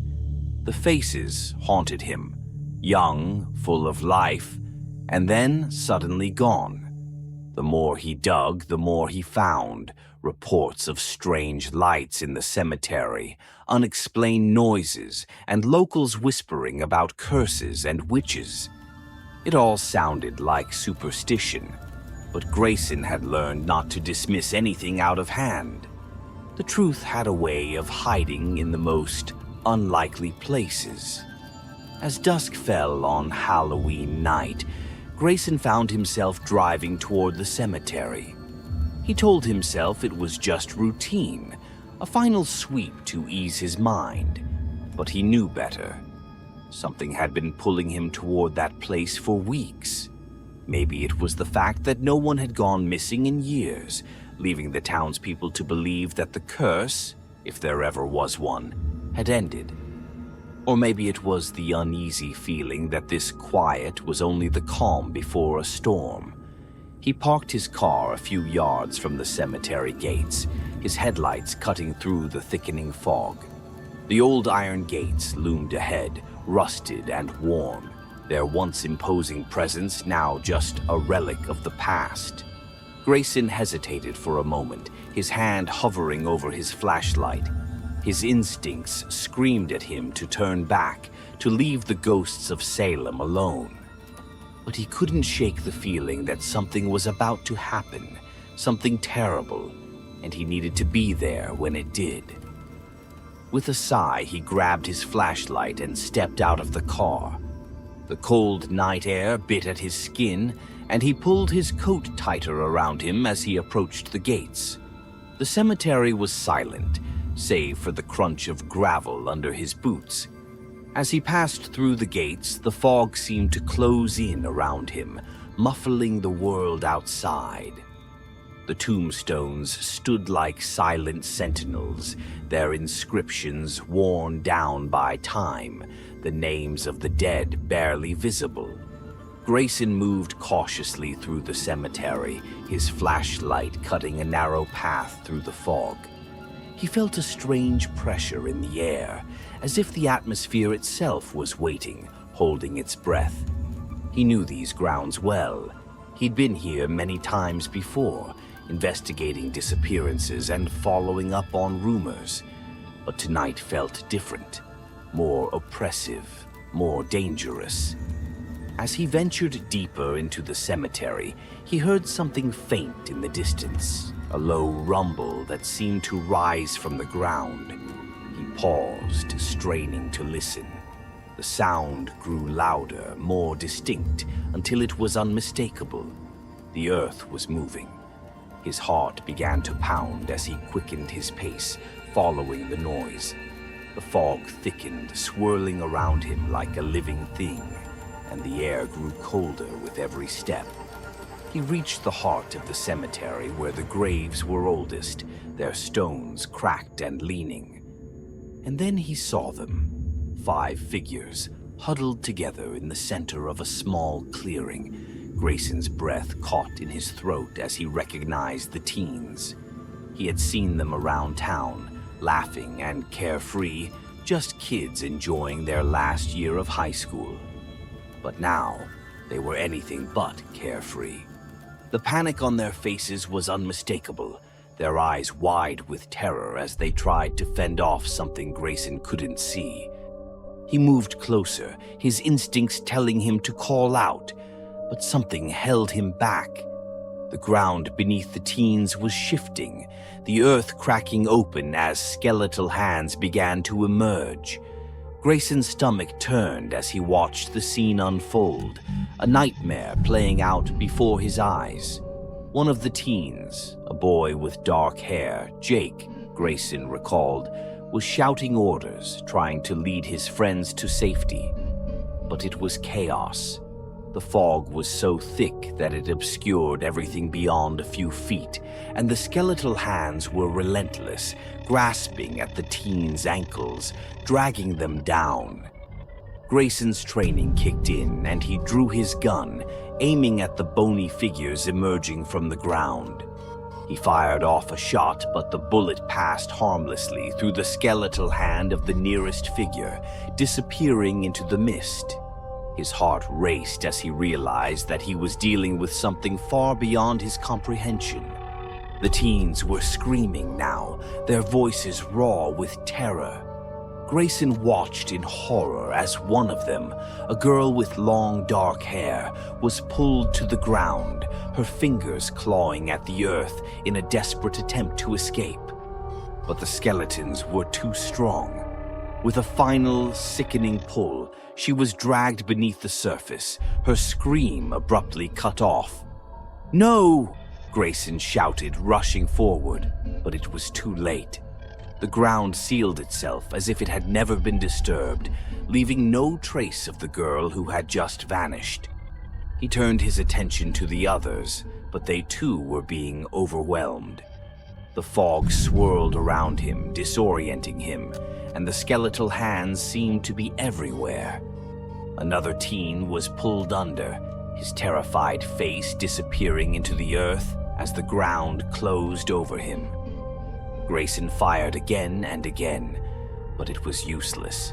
He felt helpless, watching as the last 2 teens, Jake and his girlfriend Emily, struggled to escape.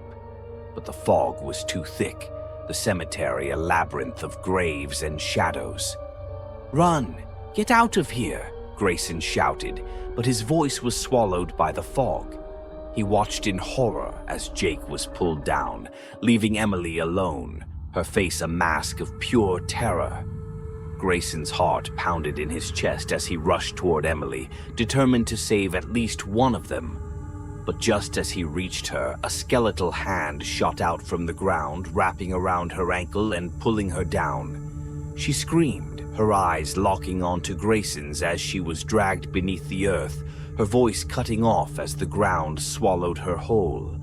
And then, just as suddenly as it had started, the cemetery fell silent. Grayson stood alone, his breath coming in ragged gasps, his mind reeling from what he had just witnessed. The fog began to lift, revealing the cemetery in its eerie stillness. The graves were undisturbed, the earth sealed as if nothing had happened. But Grayson knew better. He had seen it with his own eyes.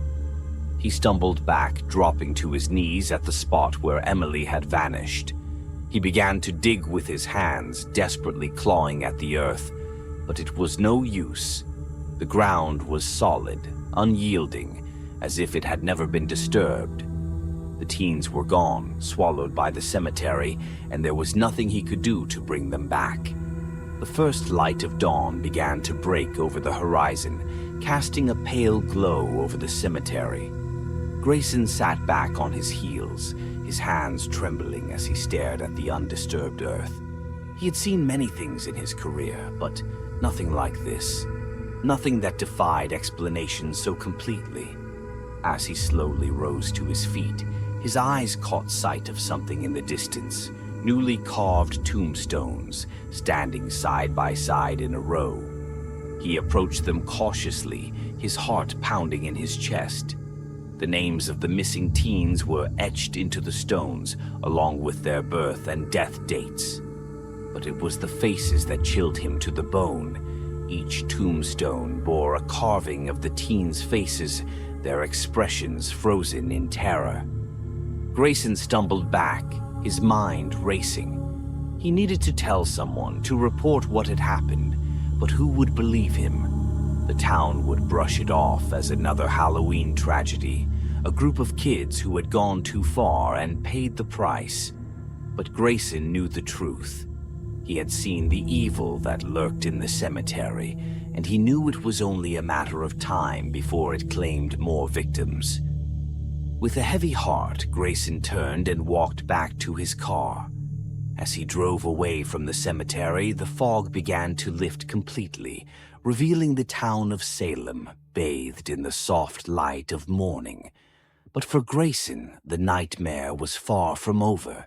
He could still hear the screams of the teens, echoing in his mind, a constant reminder of the darkness that lay hidden in the heart of Salem. Detective Thomas Grayson sat at his desk, staring at the dimly lit computer screen, his eyes bloodshot and weary. It had been days since that night in the cemetery, but the images of what he'd witnessed were burned into his mind, replaying over and over like a broken film reel. The faces of the teenagers haunted him, especially Emily's wide, terrified eyes as she was dragged beneath the earth.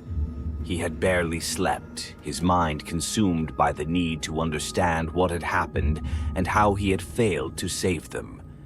In the solitude of his small office, Grayson sifted through the town's archives, pulling up every piece of information he could find about the old cemetery, the witches, and the curse that had long been dismissed as local legend. He pored over ancient maps, faded newspaper clippings, and yellowed court records, piecing together a puzzle that had eluded everyone for centuries. What he discovered chilled him to the core. Salem, Indiana, had been founded on blood and betrayal.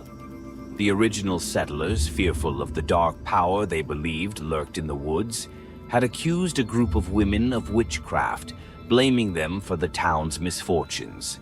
The women, innocent but powerless against the hysteria, were dragged to the cemetery and executed in secret, their bodies buried in unmarked graves.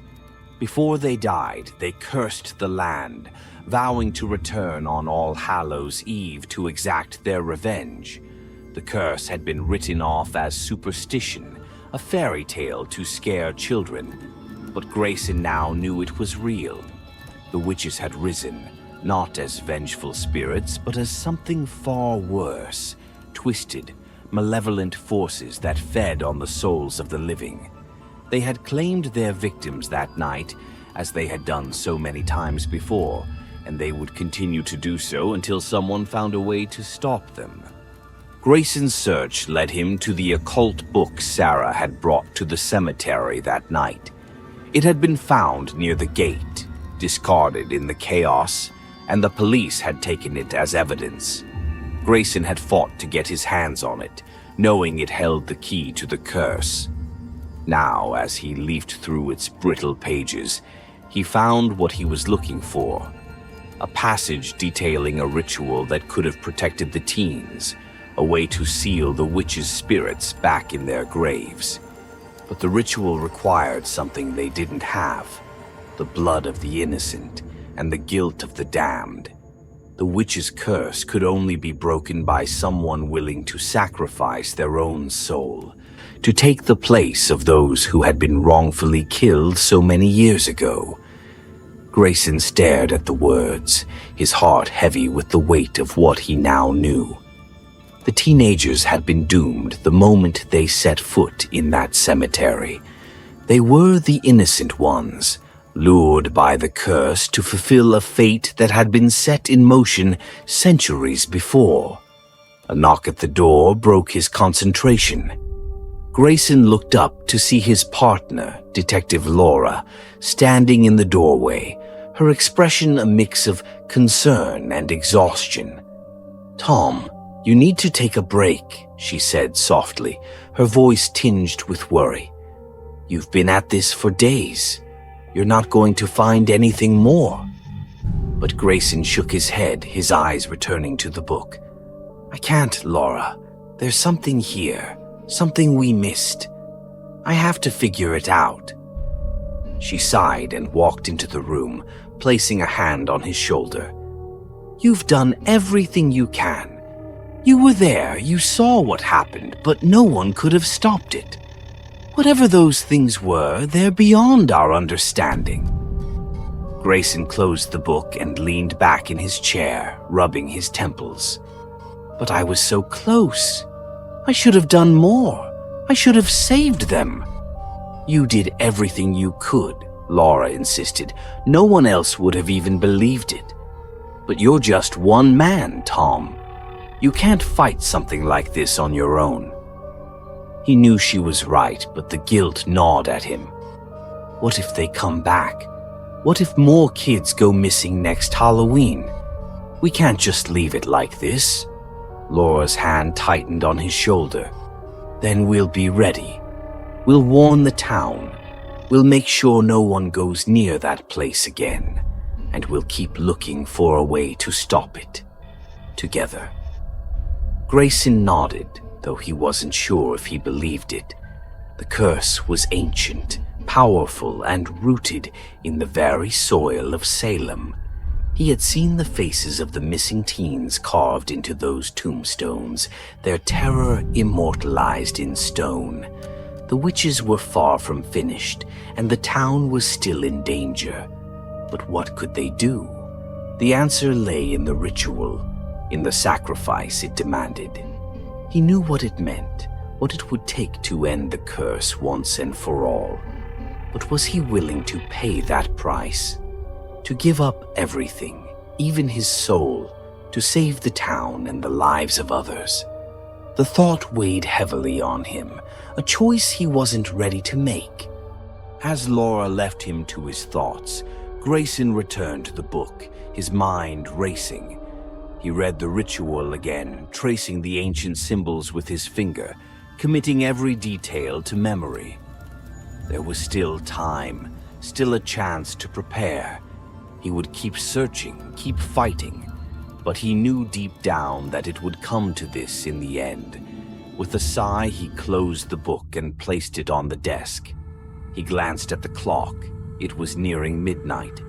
The town was quiet, the streets empty, but the cemetery was always waiting.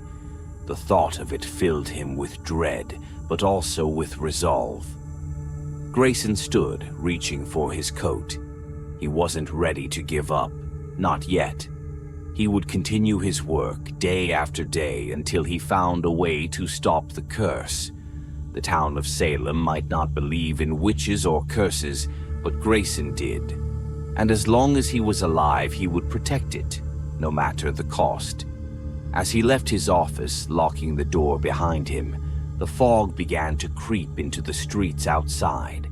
The old cemetery lay in darkness, silent and still, but Grayson knew better. The witches were watching, waiting for their next opportunity. He could feel their presence, a cold shadow at the edge of his mind, but he would not back down. Not now, not ever. The night was far from over, and as Grayson walked into the fog, he knew one thing for certain. He would face whatever came next. The witches had claimed their victims, but the battle wasn't finished. Not yet. Edgehaven was the kind of town where nothing ever really changed. Nestled between rugged cliffs and the restless ocean, it was a place where life moved with the rhythm of the tides, steady, predictable, and unhurried. The locals liked it that way. Tourists came and went with the seasons, bringing a bit of excitement in the summer. But when autumn rolled in, the town settled back into its familiar quietude. That quiet was shattered one October evening when the fog rolled in. Sheriff John Mercer stood on the pier, staring out at the horizon where the ocean met the sky, or at least where it should have met the sky. Tonight, the line between the two was obscured by a dense, rolling fog that seemed to materialize out of nowhere. Mercer had lived in Edgehaven all his life, seen his share of foggy mornings and misty evenings, but this was different. There was a weight to it, a thickness that pressed down on the town like a suffocating blanket. The first sign that something was wrong came with the silence. Normally, the sound of the waves crashing against the rocks was a constant backdrop in Edgehaven, a soothing rhythm that everyone took for granted. But tonight, as the fog crept closer, that sound was swallowed up, leaving an eerie stillness in its wake. Even the seagulls, usually so vocal at this time of day, were silent. Mercer took a long drag from his cigarette, the orange ember a small, defiant glow in the encroaching darkness. He exhaled slowly, the smoke curling up and disappearing into the mist.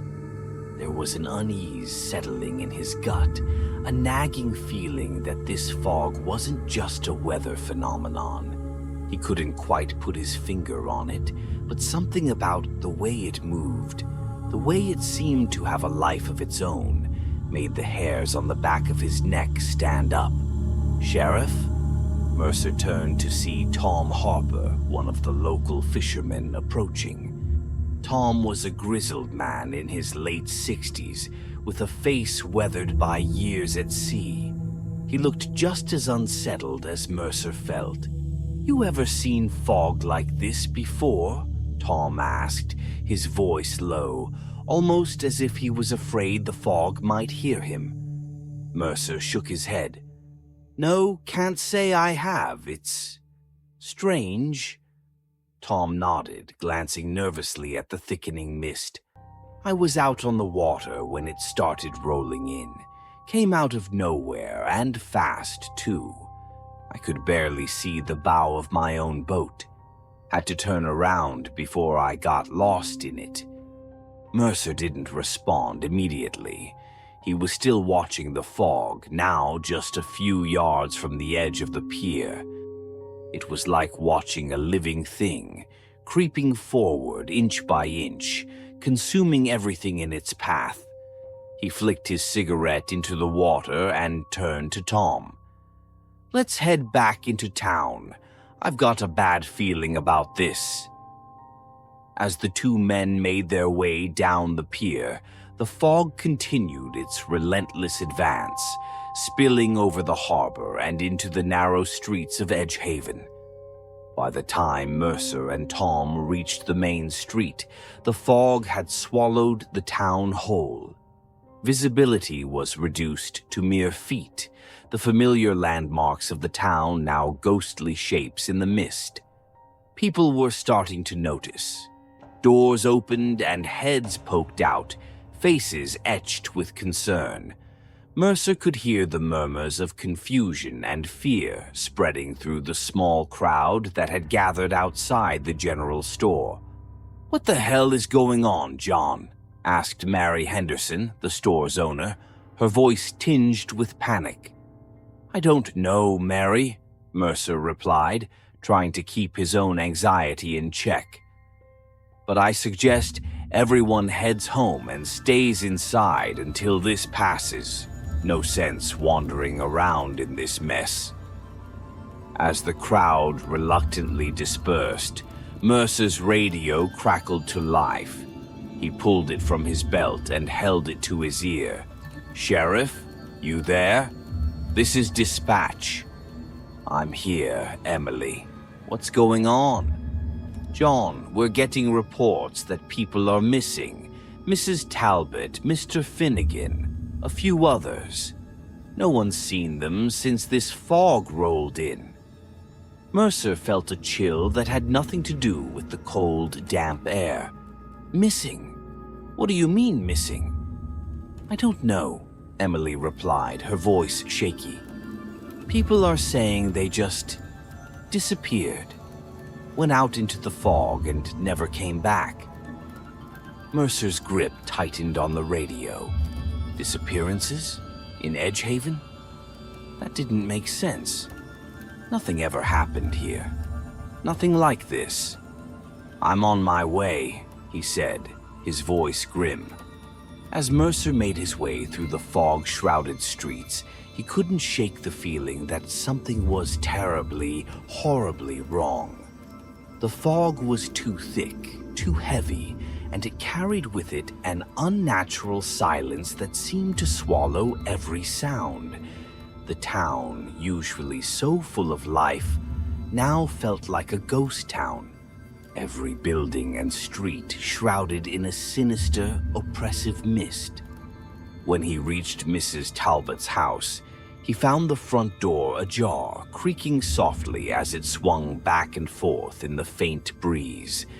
Inside, the house was empty, not a single sign of struggle or foul play.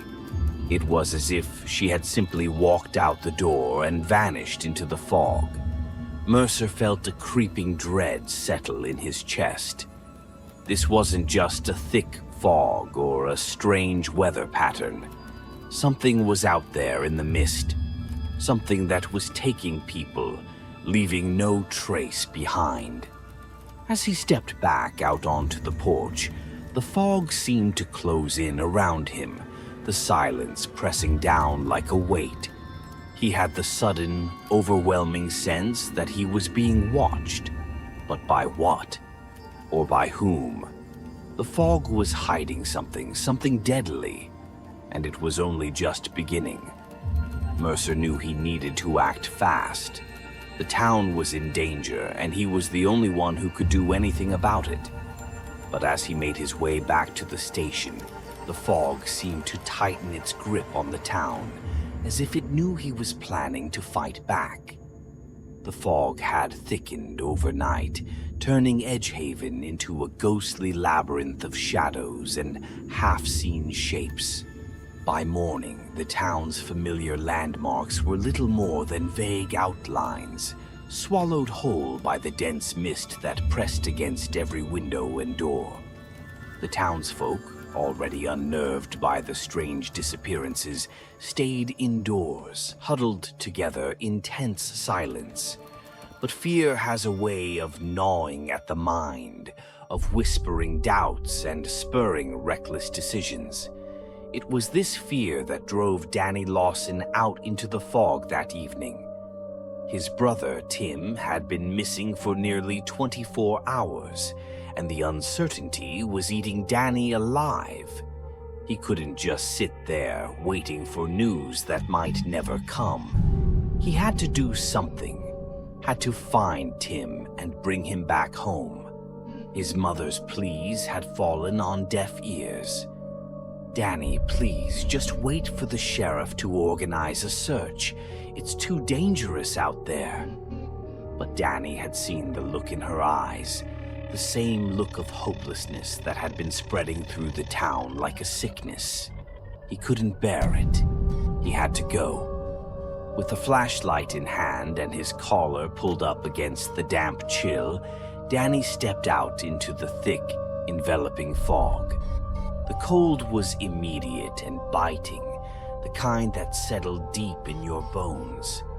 The fog clung to his skin like wet cotton, muffling every sound and reducing the world to a narrow tunnel of gray. The beam of his flashlight cut through the mist, but only barely, revealing nothing but the eerie stillness of the deserted street.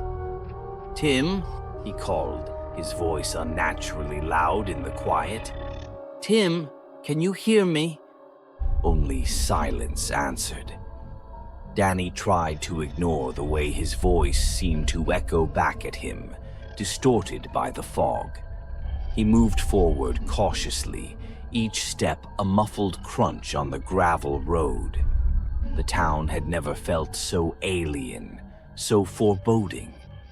Edgehaven, once a place of comfort and familiarity, now felt like a trap, its familiar streets transformed into a maze by the oppressive fog. As he passed by the general store, its windows dark and unwelcoming, Danny's unease grew. The fog made it impossible to gauge distance, but he had lived here his whole life. He knew these streets like the back of his hand. Yet tonight, everything seemed wrong, distorted, as though the fog was playing tricks on him. "Tim!" he shouted again, louder this time, hoping against hope that his brother would answer. But the only reply was a faint rustling noise that seemed to come from just beyond the edge of his flashlight's reach. Danny froze, his heart hammering in his chest. He strained to listen, but the sound was gone. Maybe it was just the wind, he thought, trying to reassure himself. But deep down, he knew it wasn't the wind. The air was too still, the night too quiet. Something else was out there, something moving in the fog. He continued down the street, his steps quicker now, more urgent. Every few yards, he stopped to call out for Tim, but the rustling noise was back, closer this time, and unmistakably deliberate. It wasn't just the occasional whisper of leaves or the creak of a loose shutter. It was the sound of something alive, something that was following him. "Who's there?" Danny demanded, swinging his flashlight in the direction of the sound. The beam caught nothing but swirling mist, but the rustling stopped abruptly, as if whatever was out there had frozen in place. A chill that had nothing to do with the cold ran down Danny's spine. His instincts screamed at him to turn back, to run, but his mind was caught in a paralyzing mix of fear and determination. He had to find Tim. He couldn't leave his brother out here alone. Then, just as he was about to take another step, he saw it. A shadow, barely perceptible in the fog, but unmistakably there. It moved with a fluid grace, almost as if it were part of the mist itself, shifting and undulating with the breeze.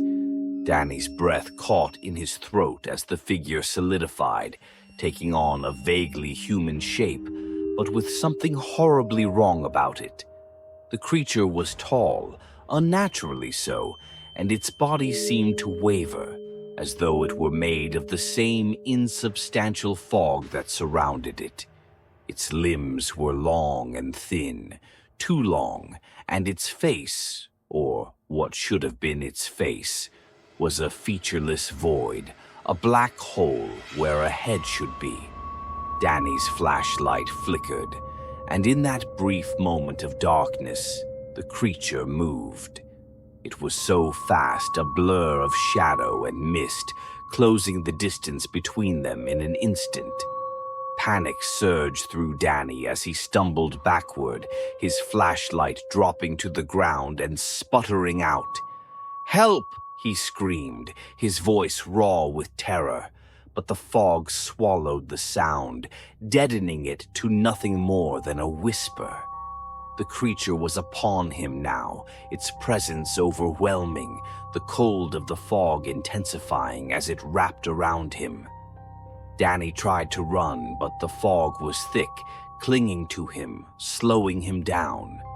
The creature's vaporous limbs reached out, and where they touched, Danny felt a searing cold, as if his very life was being drained from him.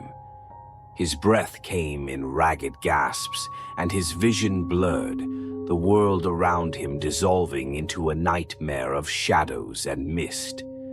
He fought with everything he had, struggling to break free, but the creature was relentless. Its grip tightened, and Danny's strength ebbed away, his movements growing sluggish and weak. The last thing he saw before the darkness claimed him was the featureless face of the creature, a void that seemed to draw him in, pulling him into the heart of the fog. And then he was gone.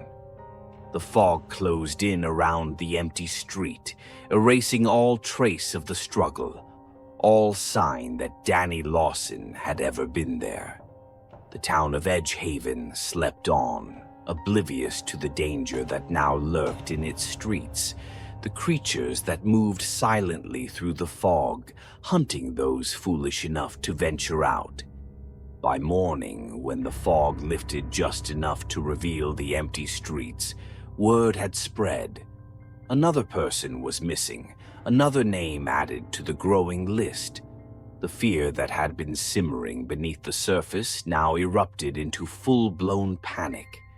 People barricaded themselves indoors, refusing to venture outside, while the few brave souls who dared to speak of what was happening whispered in hushed tones about the things in the fog. Sheriff Mercer, already stretched thin by the disappearances, was now faced with a new reality, one where the enemy was something unseen, something that defied explanation. The fog had brought something to Edgehaven, something deadly, and it was only a matter of time before it claimed more lives. As the day wore on and the fog thickened once more, the town braced itself for the night ahead. They knew now that the fog was not just an atmospheric oddity. It was a predator, and it was hunting them. And somewhere in the depths of that fog, the creatures waited, patient and silent, ready to strike again. The night was darker than any Edgehaven had ever known, the thick fog swallowing what little light the moon offered, leaving the town in a state of near-total blackness. The fog pressed against the windows, a living entity that seemed to pulse with malevolent intent. The air inside the church was thick with fear. The small group of survivors huddled together, their faces pale and drawn in the dim light of flickering candles. Sheriff John Mercer stood at the front of the group, his hands clenched into fists at his sides as he surveyed the room. He had tried to remain strong, tried to hold this town together as it fell apart, piece by piece, but even he could feel the weight of despair settling in his chest. The disappearances had continued, one after another, until the town was nearly empty. Those who remained were barely holding on, their hope hanging by a thread. But Mercer wasn't ready to give up. Not yet. "The lighthouse," he said, his voice steady despite the fear gnawing at him from the inside. "It's our only chance." The words hung in the air, met with a tense silence. The lighthouse, perched on the cliff's edge at the far end of town, was Edgehaven's oldest structure, its powerful beam a guiding light for ships navigating the treacherous coastline. It had stood for over a century, a beacon of hope and safety, and now it was the town's last hope against the fog and the creatures it hid. Sarah, a school teacher who had lost her husband to the fog's clutches, looked up at Mercer, her eyes filled with a desperate determination. "How do we get there?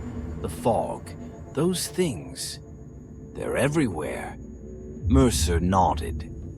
He knew the risks. The fog creatures, nearly invisible in the mist, had become bolder with each passing hour, pressing against doors and windows, searching for any weakness. But he also knew they had no other choice. The fog wasn't going to lift, and if they stayed where they were, it was only a matter of time before the creatures broke through their defenses. "We'll need light," Ben the fisherman said gruffly. He was a man of few words, but when he spoke, people listened. As much as we can get. The creatures don't like it.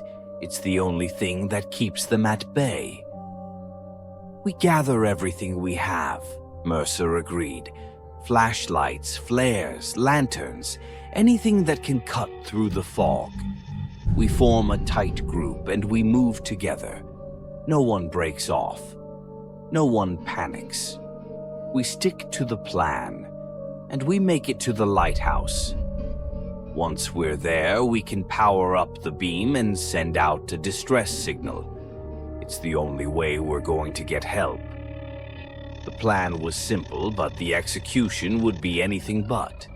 The fog had transformed the familiar streets of Edgehaven into a treacherous maze, and the creatures within it were swift and deadly. One wrong move, one moment of hesitation, and the group would be lost. But the survivors had no other choice. They couldn't stay in the church forever, and the thought of facing the creatures head-on was less terrifying than waiting to be picked off one by one.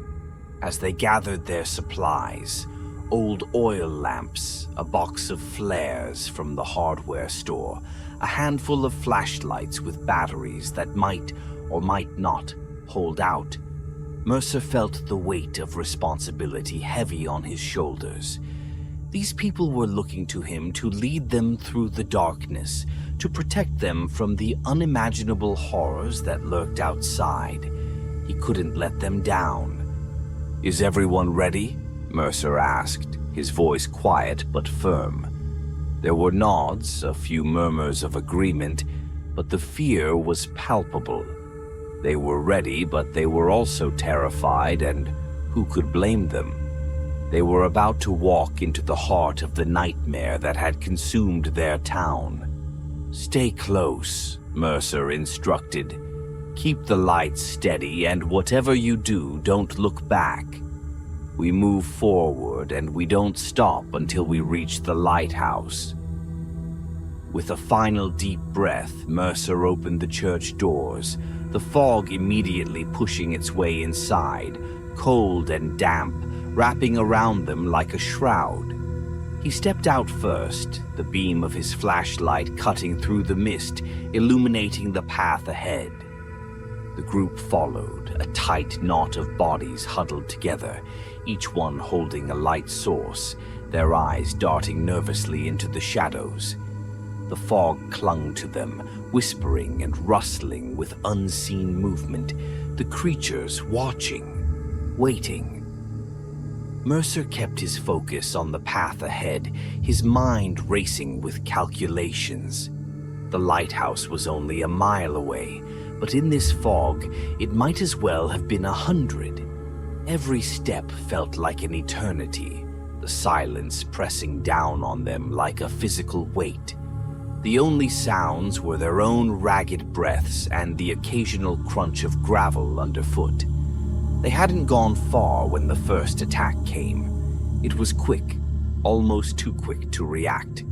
One of the creatures darted out from the fog, its form barely visible, a dark blur of vapor and shadow. It reached for Sarah, its misty tendrils wrapping around her arm, pulling her toward the fog's depths. She screamed, and the group faltered, panic spreading like wildfire. But Mercer was ready. He swung his flashlight toward the creature, the beam slicing through the mist, and the creature recoiled, hissing in pain as the light hit it. It dissolved back into the fog, its shape dissipating into nothingness. "Keep moving," Mercer shouted, his voice cutting through the fear. "Don't stop, and keep the lights on them." They pressed on, but the creatures were relentless. Another attack, this time from the left, then another from behind. Each time the creatures were driven back by the light, but each time they came closer, their vaporous bodies reforming almost immediately after being dispersed. The fog was alive with movement, the creature's presence a constant, suffocating threat. The lighthouse finally came into view, its dark silhouette looming through the mist. It was so close, but the creatures were closing in, their attacks becoming more frequent, more coordinated. They were herding the group, pushing them toward a final, inevitable confrontation. Mercer knew they had to make a break for it. "Run!" he commanded. "Run to the lighthouse, now!" The group broke into a sprint, their lights bobbing wildly as they ran through the fog. The creatures surged forward, drawn by the movement, their forms becoming more defined, more solid as they closed in for the kill. Sarah stumbled, and for a heart-stopping moment, Mercer thought she was lost. But Ben was there, hauling her to her feet, dragging her toward the lighthouse door. They crashed inside, slamming the heavy door shut, just as the creatures collided with it, their shrieks muffled by the thick wooden barrier. Inside, the lighthouse was dark, the air heavy with dust and disuse. The generator sat in the corner, a hulking metal beast that hadn't been turned on in years. Ben immediately set to work, his hands trembling as he fumbled with the controls. Outside, the creatures pounded against the door, their vaporous bodies seeping through the cracks, their hissing voices filling the room with an unbearable noise. The survivors backed away, their lights flickering as the generator struggled to come to life. Come on, Ben muttered, his voice tinged with desperation.